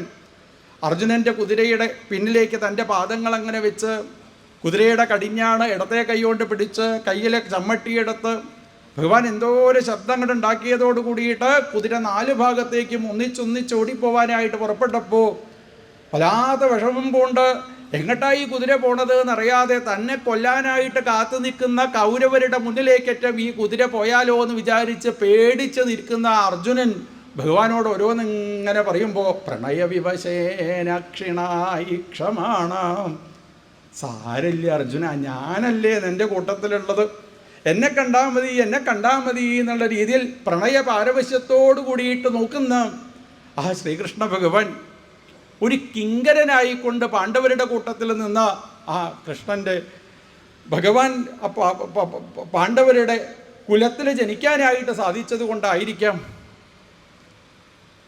അർജുനന് യുദ്ധമൊക്കെ കഴിഞ്ഞിട്ടുവെച്ചാൽ തേരുന്ന് അങ്ങോട്ട് ഇറങ്ങിപ്പോയാൽ മതി, ഡ്രൈവർക്ക് എന്തൊക്കെ ജോലിയാ, കാറ് കഴുകണം. ഇങ്ങനെ ഭഗവാൻ തന്നെ ആ കുതിരയൊക്കെ അടുത്ത് സരസിലേക്ക് കൂട്ടിക്കൊണ്ട് പോയി ഭഗവാൻ തന്നെ പീതാംബരപ്പെട്ടൊക്കെ മുകളിലേക്കാക്കി വെള്ളത്തിലേക്ക് ഇറങ്ങി കുതിരയുടെ കടിഞ്ഞാണ് ഭഗവാൻ തൻ്റെ 2 പല്ലുകൊണ്ടും കടിച്ച് കയ്യിലേക്ക് വെള്ളമെടുത്ത് അർജുനൻ്റെ ആ കുതിരയെ കഴുകുന്നതായിരിക്കുന്ന സാക്ഷാൽ ശ്രീകൃഷ്ണ ഭഗവാൻ ഭക്തിം മുക്തിം കരോതി കരിഹിചൽ സ്മന ഭക്തിയോഗം. ഇങ്ങനെ ശ്രീകൃഷ്ണ ഭഗവാന്റെ പാദങ്ങളിൽ ഭക്തിയുള്ള ഒരു പാണ്ഡവരുടെ കുലത്തിൽ ജനിക്കാൻ സാധിച്ചത് കൊണ്ടായിരിക്കാം ചിലപ്പോൾ ശ്രീശോ ബ്രഹ്മർഷേ അങ്ങയുടെ മുന്നിലിരുന്ന് എനിക്ക് ഈ ഭാഗവതം കേൾക്കാനായിട്ടതാ സാധിച്ചത്. അപ്പോൾ ഭാഗവത്തിലെ ഒരു ശ്ലോകം നമുക്ക് കേൾക്കാൻ സാധിക്കുന്നുണ്ട് വെച്ചാൽ എത്രയോ ഈശ്വരനെ ഉപാസിച്ച് ഒരു കുലത്തിൽ ജനിച്ചത് കൊണ്ടായിരിക്കാം, അല്ലെങ്കിൽ ആ സ്ഥലത്തിൻ്റെ പ്രാധാന്യമായിരിക്കാം, അവിടെയുള്ള ദേവീദേവന്മാരുടെ പ്രാധാന്യമായിരിക്കാം. ഉള്ളിലിരിക്കുന്ന ദേവതമാരിങ്ങനെ കാത്തിരിക്കുന്നുണ്ടാവും, ഭാഗവതം കേൾക്കാൻ സാധിക്കണേ, ഷഷ്ടിപൂർത്തി എന്നാവുക എന്ന് വിചാരിച്ച് ദേവീദേവന്മാരെങ്ങനെ കാത്തിരിക്കുമ്പോൾ അപ്പോഴാണ് അവിടെ ഇരുന്ന് ആ ഭാഗവതം പാരായണം ചെയ്യാനായിട്ട് സാധിക്കുന്നത്. ഇങ്ങനെ എല്ലാ ദേവീദേവന്മാരും സാന്നിധ്യം ചെയ്യുന്ന ആ സദസ്സിൽ അവിടെയുള്ള ദേവീദേവന്മാരെ സ്തുതിച്ചുകൊണ്ടാണ് അടുത്ത അധ്യായത്തോട് കൂടിയിട്ട് ഭാഗവതം മംഗളാധ്യായത്തോട് കൂടിയിട്ട് പാരായണം ചെയ്ത് സമർപ്പിക്കുന്നത്. ഓം നമോ ഭഗവതേ വാസുദേവായ. ത്രയോദശോധ്യായ. സൂതോവാച യം ബ്രഹ്മാ വരുണേന്ദ്രരുദ്രമരുതസ്തുന്യന്തി ദിവ്യൈസ്തവൈർവേദയസാംഗപദക്രമോപനിഷദേർഗായന്തി യം സാമഗാം ധ്യാനാവസ്ഥിതദ്ഗതേന മനസാ പശ്യന്തി യം യോഗിനോ യസ്യാന്തം ന വിദുഃസുരാസുരഗണാം ദേവായ തസ്മൈ നമഃ. പൃഷ്ഠേ ഭ്രാമ്യതമന്ദമന്ദരഗിരിഗ്രാവാഗ്രകണ്ഡൂയനാനിദ്രാലോകമഠാകൃതേർഭഗവതശ്വാസാനിലാഃ പാന്തുവ യൽ സംസ്കാരകലാനുവർത്തനവശാദ്വേളാനിഭേനംഭസാം യാതായാതമതന്ത്രിതം ജലനിധേർന്നാദ്യാപി വിശ്രാമ്യതി. പുരാണസംഖ്യാസംഭൂതിമസ്യ വാച്യപ്രയോജനേ ദാനം ദാനസ്യ മാഹാത്മ്യം പാഠാദേശ്ച നിബോധതാം.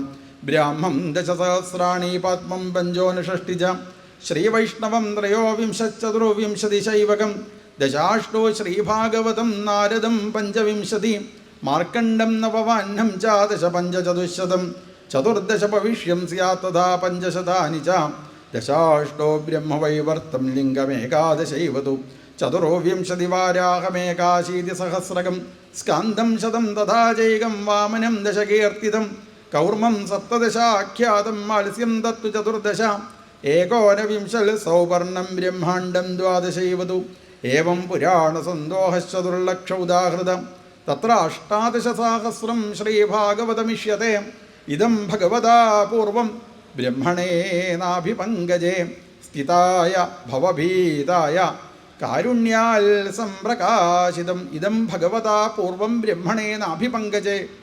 സാക്ഷാൽ ഭഗവാൻ തൻ്റെ നാഭിയിൽ നിന്നും ഉണ്ടായ താമരപ്പൂവിൽ ബ്രഹ്മാവിനെ സൃഷ്ടിച്ചു. ആ ബ്രഹ്മാവിനാണ് പരമമായിരിക്കുന്ന ജ്ഞാനത്തിനെ ആദ്യമായിട്ടത് പ്രദാനം ചെയ്തത്. ഈ ശ്രീമദ് ഭാഗവതത്തിൻ്റെ പ്രത്യേകത ആദിമധ്യാവസാനേഷു വൈരാഗ്യാഖ്യാന സംയുതം. വൈരാഗ്യത്തിനാണ് കൂടുതലിതാ പ്രാധാന്യം കൊടുക്കുന്നത്. ഭാഗവതം ഇങ്ങനെ കേൾക്കുന്നതിനനുസരിച്ച് നല്ലതായിരിക്കുന്ന വൈരാഗ്യം, ഇഹലോകത്തിലേക്കുള്ള ശ്രദ്ധ ഇങ്ങനെ കുറഞ്ഞിതാ വരും. ഹരിലീലാ കഥാവ്രാതാമൃതാനന്ദിത സൽസുരം സർവവേദാന്തസാരം യത് ബ്രഹ്മാത്മൈകത്വലക്ഷണം വസ്തു അദ്വിതീയം തന്നിഷ്ഠം കൈവല്യൈക പ്രയോജനം. ഭാഗവതം കേട്ട് കഴിഞ്ഞാലുള്ള പ്രയോജനം കൈവല്യമാണ്. ഭാഗവതം കേട്ട് കഴിഞ്ഞാലുള്ള പ്രയോജനം മോക്ഷത്തിലേക്കതാ എത്തിച്ചേരുവാനായിട്ടതാ സാധിക്കുന്നു. എല്ലാവിധ മോഹത്തിൻ്റെയും നാശത്തിനെയാണ് മോക്ഷം എന്നതാ പറയണത്. പ്രൗഷ്ടപദ്യാം പൗർണമാസ്യാം ഹേമസിംഹസമന്വിതം ദദാതിയോ ഭാഗവതം സയാതി പരമാം ഗതിം രാജന്തേ താവതന്യാനി പുരാണാനി സതാം ഗണേ യാവന്ന ദൃശ്യതേ സാക്ഷാത് ശ്രീമദ്ഭാഗവതം പരം സർവവേദാന്തസാരം ഹി ശ്രീഭാഗവതമിഷ്യതേ തദ്രസാമൃതതൃപ്തസ്യ നാന്യത്ര സ്യാദ്രതി ക്വചിത് നിമ്നഗാനാം യഥാ ഗംഗാ ദേവാനാമച്യുതോ യഥാ വൈഷ്ണവാനാം യഥാ ശംഭു പുരാണാനാമിദം തഥാ ക്ഷേത്രാണാം ചൈവ സർവേഷാം യഥാ കാശീഹ്യനുത്തമ തഥാ പുരാണവ്രാതാനാം ശ്രീമദ്ഭാഗവതം ദ്വിജാഃ ശ്രീമദ്ഭാഗവതം പുരാണമമലം യദ്വൈഷ്ണവാനാം പ്രിയം യസ്മിൻ പാരമഹംസ്യമേകമമലം ജ്ഞാനം പരം ഗീയതേ തത്ര ജ്ഞാനവിരാഗഭക്തിസഹിതം നൈഷ്കർമ്മ്യമാവിഷ്കൃതം തച്ഛൃണ്വൻ വിപഠൻ വിചാരണപരോ ഭക്തിയാ വിമുച്യേന്നര കസ്മൈയേന വിഭാസിതോയമതുലോ ജ്ഞാനപ്രദീപ പുരാ തദ്രൂപേണ ച നാരദായ മുനയേ കൃഷ്ണായ തദ്രൂപിണാം യോഗീന്ദ്രായ തദാത്മനാഥ ഭഗവദ്രാധായ കാരുണ്യത തച്ഛുദ്ധം വിമലം വിശോകമമൃതം സത്യം പരം ധീമഹി. സത്യം പരം ധീമഹി എന്ന് പറഞ്ഞുകൊണ്ടാണ് ഭാഗവതം ആരംഭിക്കുന്നത്. അവസാനിപ്പിക്കുന്നതും സത്യം പരം ധീമഹി എന്ന് പറഞ്ഞുകൊണ്ടാണ് ഭാഗവതം പറഞ്ഞ് സമർപ്പിക്കുന്നത്. ആദ്യം എന്താണോ പറഞ്ഞത്, അവസാനത്തിൽ എങ്ങനെയാണോ സമർപ്പിക്കുന്നത്, അത് തന്നെയാണ് അതിൻ്റെ നടുക്കുണ്ടായിരിക്കുക. അങ്ങനെ പരമ സത്യത്തിനെ മാത്രമാണ് ഈ ശ്രീമദ് ഭാഗവതത്തിൽ വർണ്ണിച്ചിട്ടുള്ളത്. വാസുദേവായ സാക്ഷിണേ, വാസുദേവനെ സാക്ഷി നിർത്തിക്കൊണ്ടാണ് എല്ലാ കഥകളും ഞാനിതാ ഇവിടെ ഇരുന്നതാ പറഞ്ഞിട്ടുള്ളത്. ഈ ശ്രീമദ് ഭാഗവതം ഭഗവാൻ ബ്രഹ്മാവിന് ഉപദേശിച്ചു കൊടുത്തു. ബ്രഹ്മാവിന് കിട്ടിയതായ പരമമായിരിക്കുന്ന ജ്ഞാനത്തിനെ ബ്രഹ്മാവ് തൻ്റെ പുത്രനായിരിക്കുന്ന നാരദ മഹർഷിക്ക് പറഞ്ഞു കൊടുത്തു. നാരദ മഹർഷിക്ക് എങ്ങനെയാണോ ബ്രഹ്മാവിൽ നിന്ന് പരമമായിരിക്കുന്ന ജ്ഞാനം അറിയാനായിട്ട് സാധിച്ചത്, ആ ജ്ഞാനത്തിനെ നാരദ മഹർഷി വേദവ്യാസ മഹർഷിക്കതാ പറഞ്ഞു കൊടുത്തു. വേദവ്യാസ മഹർഷി ആ പരമമായിരിക്കുന്ന ജ്ഞാനത്തിനെ തൻ്റെ പുത്രനായിരിക്കുന്ന ശ്രീശുഖബ്രഹ്മർഷിക്ക് പറഞ്ഞു കൊടുത്തു.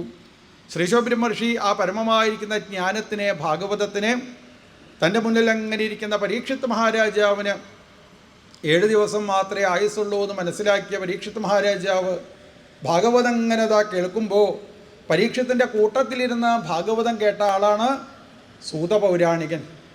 പരീക്ഷിത്ത് മഹാരാജാവ് 7 ദിവസം കഴിഞ്ഞാൽ ഇവിടുന്ന് യാത്രയാവും, ശരീരത്തിനെ മാറ്റും എന്ന് മനസ്സിലാക്കിയ ശ്രീശോ പെരുമർഷി പറഞ്ഞു, ഇനി ആർക്കെങ്കിലും ഭാഗവതം കേൾക്കണമെന്ന് ആഗ്രഹമുണ്ടോ? ഈ സൂതപൗരാണികൻ നൈമിശാരണ്യത്തിൽ വെച്ച് ഭാഗവത കഥകൾ പറഞ്ഞതാ കൊടുക്കും. ശൗനകാദി മഹർഷീശ്വരന്മാർക്ക് ഈ ഭാഗവത കഥകളതാ പറഞ്ഞതാ കൊടുക്കും. അങ്ങനെ ഭഗവാനിൽ നിന്നും വന്നതാണ് ഈ ശ്രീമദ് ഭാഗവതം. അങ്ങനെയുള്ള ഭാഗവതത്തിനെ പറഞ്ഞുകൊണ്ട്, പരമമായിരിക്കുന്ന സത്യത്തിനെ പറഞ്ഞുകൊണ്ട് ആണ് ഭാഗവതം സമർപ്പിക്കുന്നത്. കസ്മയ്യേന വിഭാസിതോയമതുലോ ജ്ഞാനപ്രദീപപുര തദ്രൂപേണ ച നാരദായ മുനയേ കൃഷ്ണായ തദ്രൂപിണാം യോഗീന്ദ്രായ തദാത്മനാഥ ഭഗവദ്രാതായ കാരുണ്യത തച്ഛുദ്ധം വിമലം വിശോകമമൃതം സത്യം പരം ധീമഹി. നമസ്തസ്മൈ ഭഗവതേ വാസുദേവായ സാക്ഷിണേ യൈദം കൃപയാ കസ്മൈ വ്യാജചക്ഷേ മുമുക്ഷവേ യോഗീന്ദ്രായ നമസ്തസ്മൈ ശുകായ ബ്രഹ്മരൂപിണേ സംസാരസർപ്പദിഷ്ടം യോ വിഷ്ണുരാതമമോമുജത് ഭവേ ഭവേ യഥാ ഭക്തി പാദയോസ്തവ ജായതേ തഥാ കുരുഷ്വ ദേവേശ നാഥസ്ത്വന്നോ യദ പ്രഭോ. നാമസങ്കീർത്തനം യസ്യാം സർവപാപപ്രണാശനം പ്രണാമോ ദുഃഖശമനം തം നമാമി ഹരിം പരം. ഇത് ശ്രീമദ് ഭാഗവതേ മഹാപുരാണേ വയ്യാസഖ്യാം അഷ്ടാദശസഹസ്രയാം പാരമഹംസ്യാം സംഹിതായാം ദ്വാദശസ്കന്ധേ ത്രയോദശോऽധ്യായ.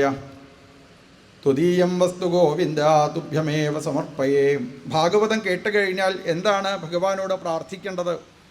അതാണ് ഭാഗവതത്തിൻ്റെ അവസാനത്തിൽ വർണ്ണിക്കുന്നത്. എത്രയെത്ര ജന്മങ്ങൾ ഉണ്ടായിക്കഴിഞ്ഞാലും ഭഗവാനെ അങ്ങയുടെ പാദങ്ങളിൽ ഭക്തി ഉണ്ടാവണേ. എല്ലാ സമയത്തും അങ്ങയെ വീണ നമസ്കരിച്ചുകൊണ്ട് തന്നിലേക്ക് വന്ന് ചേർന്നതായിരിക്കുന്ന ദുഃഖങ്ങളെ അതിതാ അങ്ങ് ഇല്ലാതാക്കി തീർക്കണേ ഭഗവാനെ. അങ്ങയെ വീണ് നമസ്കരിച്ചുകൊണ്ട് ജീവിക്കാനായിട്ട് സാധിക്കണേ എന്ന് പ്രാർത്ഥിച്ചുകൊണ്ടാണ് ഭാഗവതം സമർപ്പിക്കുന്നത്. 7 ദിവസം മുന്നേ ആരംഭിച്ചതായ ഈ ശ്രീമദ് ഭാഗവത സത്രം, ഈ സത്രത്തിൽ അനവധി ആളുകൾക്ക് ഇതാ പങ്കെടുക്കുവാനായിട്ട് ഇതാ സാധിച്ചു. ഭഗവാന്റെ എന്തെന്നില്ലാത്ത അനുഗ്രഹം കൊണ്ട് യാതൊരു തരത്തിലുള്ള പ്രയാസവും ഇല്ലാതെ ഈ ശ്രീമദ് ഭാഗവത സത്രം രാവിലെ 6 മണിക്ക് തന്നെ ആരംഭിച്ച് വിഷ്ണു സഹസ്രനാമ പാരായണം, ഭാഗവത പാരായണം, കീർത്തനങ്ങളൊക്കെ ചൊല്ലി ഈ ഭാഗവത പ്രഭാഷണമൊക്കെ നമുക്കിതാ വേണ്ട രീതിയിൽ കേൾക്കുവാനായിട്ട് ഇതാ സാധിച്ചു. ഏകദേശം ഒരു 2-2.5 കൊല്ലം മുന്നേ തന്നെ ഇവിടുത്തെ ഈ സത്രത്തിനെ പറ്റി, സപ്താഹത്തിനെ പറ്റിയിട്ട് സുനിലേട്ടൻ എന്നോടിതാ പറഞ്ഞിട്ടുണ്ടായിരുന്നു. അപ്പം അന്ന് മുതൽ ഇവിടെ ഈ സത്രം എങ്ങനെയൊക്കെ ഭംഗിയാക്കാൻ പറ്റും എന്നുള്ളതിനെപ്പറ്റി ചിന്തിച്ച് അനവധി ആളുകൾ ഒന്നിച്ചിരുന്ന് 2-3 മാസം മുന്നേ തന്നെ ഈ സത്രത്തിനെ പറ്റി, ഷഷ്ടിപൂർത്തി ആഘോഷത്തിനെ പറ്റിയിട്ട് ഇതാ ചിന്തിച്ച് എന്തിനെ പറയണു, അതൊക്കെ ഇതാ ഇപ്പോൾ സഫലമായിട്ട് ഇതാ തീരണു. ഭഗവാന്റെ എന്തെന്നില്ലാത്ത അനുഗ്രഹം കൊണ്ടാണ് നമുക്കിവിടെ ഇരുന്ന് ഭാഗവതം വായിക്കാനായിട്ട് ഇതാ സാധിച്ചത്. മാത്രമല്ല ഇവിടെ അനവധി ഭാഗവത സപ്താഹ യജ്ഞം നടന്നതായിരിക്കുന്ന ഒരു ഇല്ലമാണ് പാടേരി ഇല്ലം. അനവധി ഭാഗവത സപ്താഹ യജ്ഞം അനവധി കാലം മുന്നേ, 10-30 കൊല്ലം മുന്നേ തന്നെ ഇവിടുത്തെ പള്ളിയാറയുടെ മുന്നിലിരുന്ന ഒരു ഭാഗവത സപ്താഹ യജ്ഞം തട്ടയൂർ ഉണ്ണി നമ്പൂതിരിപ്പാട് ആചാര്യനായിട്ട് നടന്ന ആ സപ്താഹ യജ്ഞത്തിലും അന്നും എനിക്കിതാ ഇവിടെ മുത്തശ്ശൻ്റെ കൂട്ടത്തിൽ വരാനായിട്ട് സാധിച്ചിട്ടുണ്ട്. അത് കഴിഞ്ഞ് ഓരോ സപ്താഹ യജ്ഞം ഇവിടെ നടക്കുന്ന സമയത്തും സുനിലേട്ടൻ പ്രത്യേകമായിട്ട് ഷഷ്ടിപൂർത്തിയോടനുബന്ധിച്ചുള്ള സപ്താഹമായാലും ശതാഭിഷേകത്തിനോടനുബന്ധിച്ചുള്ള സപ്താഹമായി കഴിഞ്ഞാലും ഒക്കെ എന്നോട് പറഞ്ഞിട്ടുണ്ട് വന്ന് സപ്താഹ യജ്ഞം നടത്തണം. അപ്പോഴൊക്കെ ഞാൻ പറഞ്ഞു, ആചാര്യനായിട്ട് ആരെങ്കിലും ഒരാളെ ഏർപ്പാടാക്കണം, കൂടെ വായിക്കാനായിട്ട് ഞാനിതാ ഉണ്ടാവും എന്ന് പറഞ്ഞ് അനവധി സപ്താഹ യജ്ഞത്തിൽ എനിക്ക് കൂട്ടത്തിലിരുന്ന്, ആചാര്യന്മാരുടെ കൂട്ടത്തിലിരുന്ന് പാരായണം ചെയ്യാനായിട്ട് ഇതാ സാധിച്ചിട്ടുണ്ട്. മാതാ കൃഷ്ണപ്രിയാനന്ദ, അതേപോലെ പരമേശ്വരേട്ടൻ്റെ കൂടെ ഇങ്ങനെ അനവധി സപ്താഹ യജ്ഞത്തിൽ, പെരുമ്പള്ളി കേശവേട്ടൻ്റെ കൂടെ ഭാഗവത സപ്താഹ യജ്ഞത്തിൽ വെൺമണി കൃഷ്ണേട്ടൻ ഇവിടെ ഇരുന്ന സപ്താഹ യജ്ഞം നടത്തിയ സമയത്ത് കൂട്ടത്തിലിരുന്ന് പാരായണം ചെയ്യാനായിട്ട് ഇതാ സാധിച്ചിട്ടുണ്ട്. ഇപ്പോൾ സപ്താഹ യജ്ഞത്തിൽ വന്ന സമയത്ത് ഞാൻ പറഞ്ഞു, ഞാൻ എന്തായാലും ആചാര്യസ്ഥാനത്ത് ഇരുന്നിട്ട് ഇവിടെ ഇരുന്ന് പറയുന്നില്ല, അതുകൊണ്ടൊരു കാര്യം ചെയ്യാം, അനവധി ഗുരുനാഥന്മാരെ നമുക്കിതാ പ്രഭാഷണത്തിനിതാ ഇവിടെ സത്രത്തിലേക്ക് ഇതാ ക്ഷണിക്കാം. അപ്പോൾ അത് സപ്താഹമല്ലാതെ ഒരു സത്രഭാവത്തിൽ അവ എല്ലാവരുടെയും പ്രഭാഷണം നമുക്കിതാ കേൾക്കാനായിട്ട് ഇതാ സാധിക്കും. അങ്ങനെ അനവധി ആചാര്യന്മാർക്ക് ഗുരുനാഥന്മാർക്ക് ഇതാ ഇവിടെ എത്തിച്ചേർന്ന് ഭാഗവത പ്രഭാഷണം, ഭഗവാന്റെ അനുഗ്രഹം കൊണ്ട് ഭാഗവത പ്രഭാഷണം നടത്താനായിട്ട് ഇതാ സാധിച്ചു. അനവധി ആളുകൾക്ക് ആ ഭാഗവതം കേൾക്കാനായിട്ട് ഇതാ സാധിച്ചു. എന്തെന്നില്ലാത്ത ഭഗവാന്റെ അനുഗ്രഹമാണ് കാരണം. അനവധി പ്രാവശ്യം ഇവിടെ ഇരുന്ന് പറഞ്ഞതാണ്. എങ്കിലും ഒരു പിറന്നാളൊക്കെ വരുമ്പോൾ എന്ത് കാര്യങ്ങൾ വേണമെന്നുണ്ടെങ്കിലും നമുക്കത് നടത്താം. പക്ഷേ ഒരു സപ്താഹയജ്ഞം വേണം എന്ന് മനസ്സിൽ തോന്നണമെന്നുണ്ടെങ്കിൽ ജന്മാന്തരേ കൃതേ പുണ്യം തഥാ ഭാഗവതം ലഭേത്. ജന്മജന്മാന്തരങ്ങളിൽ തന്നിൽ ഉണ്ടായതായിരിക്കുന്ന പുണ്യമാണ് അതിൻ്റെ കാരണം. ആരാണോ അതിന് കാരണക്കാരായിട്ട് തീരുന്നത്, ആരെങ്കിലും ഒരാൾ പറയണമല്ലോ സപ്താഹയജ്ഞം വേണം, സപ്താഹയജ്ഞം വേണമെന്ന് ഒരാളുടെ നാവിൽ നിന്ന് വരണം. അദ്ദേഹത്തിനൊരു കാരണക്കാരനായിട്ട് മാറണമെന്നുണ്ടെങ്കിൽ തന്നെ അത്രയധികം പുണ്യം ഉണ്ടായിരിക്കണം. ഭഗവത് സപ്താഹ യജ്ഞം നടത്താനായിട്ട് സാധിക്കുക എന്ന് പറഞ്ഞാൽ അതും നമ്മളെ കാരണവന്മാരുടെ ഗുരുനാഥന്മാരുടെ അനുഗ്രഹമാണ്. ഭഗവതം കേൾക്കാനായിട്ട് വന്നിരിക്കണം എന്നുണ്ടെങ്കിൽ അതും ഗുരുനാഥന്മാരുടെ അനുഗ്രഹമാണ്. നമ്മൾ പൂർവ്വജന്മത്തിൽ ചെയ്തതായിരിക്കുന്ന പുണ്യമാണ്. ഇതൊക്കെ എന്തായാലും ഒത്തുചേർന്നുകൊണ്ട് നമുക്കും ഇവിടെ ഇരുന്ന് ഭാഗവതം പാരായണം ചെയ്യാനും പ്രഭാഷണം ചെയ്യാനും ഒക്കെ സാധിച്ചു. കൃഷ്ണാവതാര പാരായണത്തോടു കൂടിയിട്ട് നമുക്ക് ഈ ശ്രീമദ് ഭാഗവത സത്രം ഭഗവാന്റെ പാദങ്ങളിൽ സമർപ്പിക്കാം.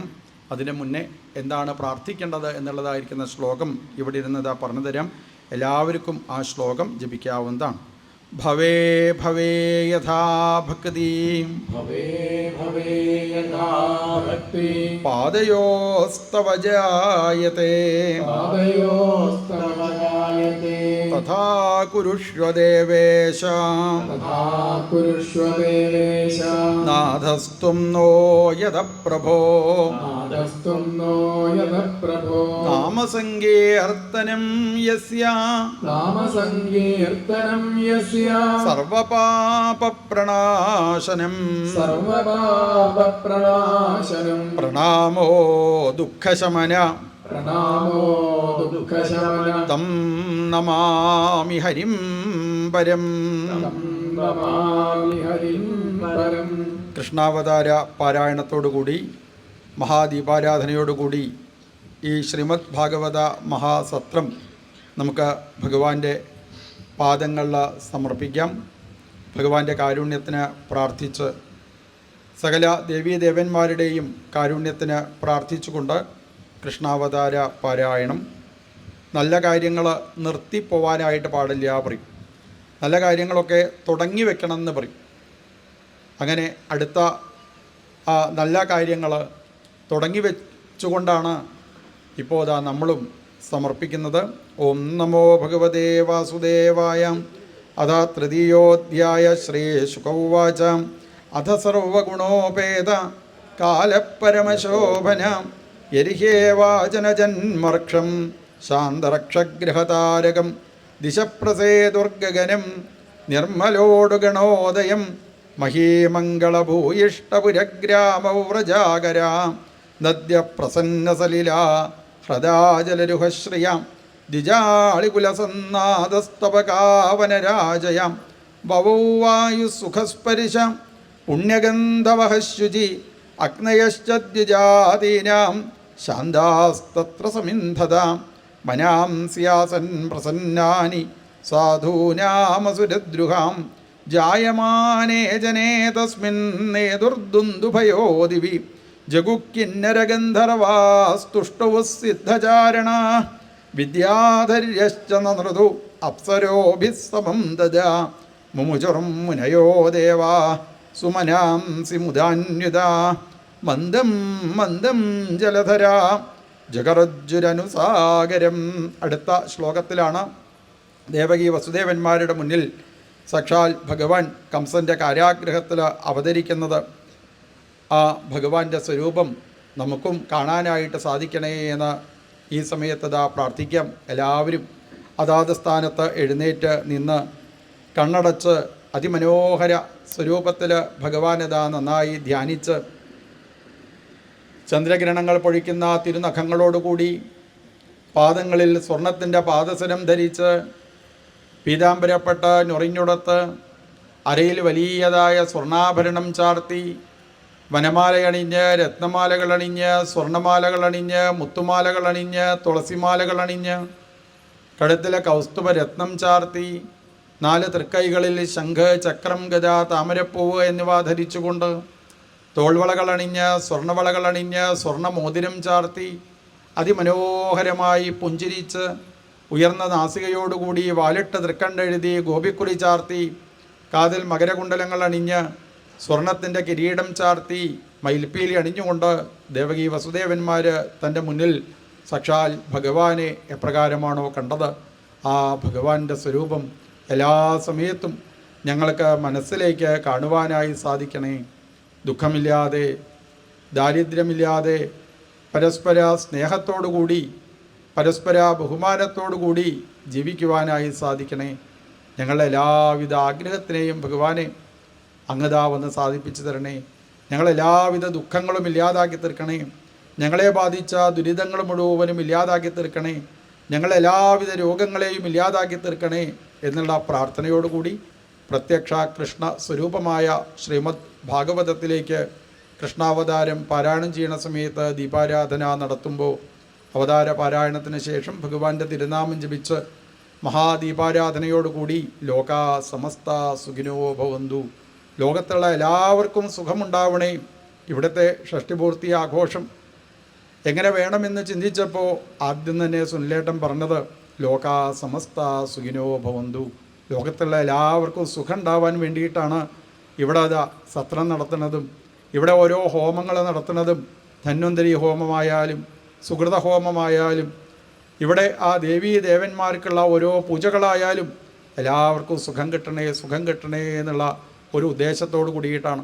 ഈ ലോകത്തുള്ള എല്ലാവർക്കും ആനന്ദമുണ്ടാവണേ എന്നുള്ള ഭാവത്തോടു കൂടി ആ ഭഗവാന്റെ തിരുനാമം ജപിച്ച് ഭഗവാന്റെ അതിമനോഹര സ്വരൂപത്തിനെ മനസ്സിലേക്ക് ധ്യാനിച്ചുകൊണ്ട് ദീപാരാധനയോടുകൂടി നമുക്കത് സമർപ്പിക്കാം.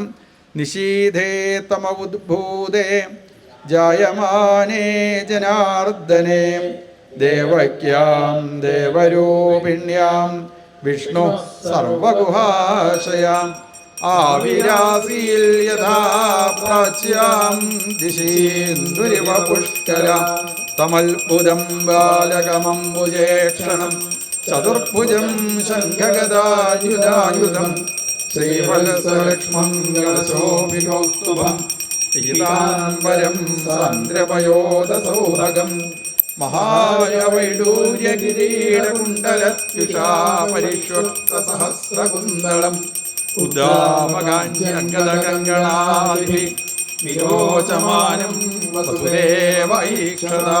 ഹരേ രാമ രാമ രാമ ഹരേ ഹരേ, ഹരേ കൃഷ്ണ കൃഷ്ണ കൃഷ്ണ ഹരേ ഹരേ, ഹരേ രാമ രാമ രാമ ഹരേ ഹരേ, ഹരേ കൃഷ്ണ കൃഷ്ണ കൃഷ്ണ ഹരേ ഹരേ, ഹരേ രാമ രാമ രാമ ഹരേ ഹരേ, ഹരേ കൃഷ്ണ കൃഷ്ണ കൃഷ്ണ ഹരേ ഹരേ. സ്വസ്തി പ്രജാഭ്യഃ പരിപാലയന്താം ന്യായേണ മാർഗേണ മഹിം മഹീശാ. ഗോബ്രാഹ്മണേഭ്യഃ ശുഭമസ്തു നിത്യം. ലോകാ സമസ്താ സുഖിനോ ഭവന്തു, ലോകാ സമസ്താ സുഖിനോ ഭവന്തു, ലോകാ സമസ്താ സുഖിനോ ഭവന്തു. കായേന വാചാ മനസേന്ദ്രിയൈർവാ ബുദ്ധ്യാത്മനാ വാ പ്രകൃതേ സ്വഭാവാത് കരോമി യദ്യത് സകലം പരസ്മൈ നാരായണായേതി സമർപ്പയാമി. ക്ഷുത്വാ വാ വിവശോ ബ്രുവൻ ഹരയേ നമഃ, ഹരയേ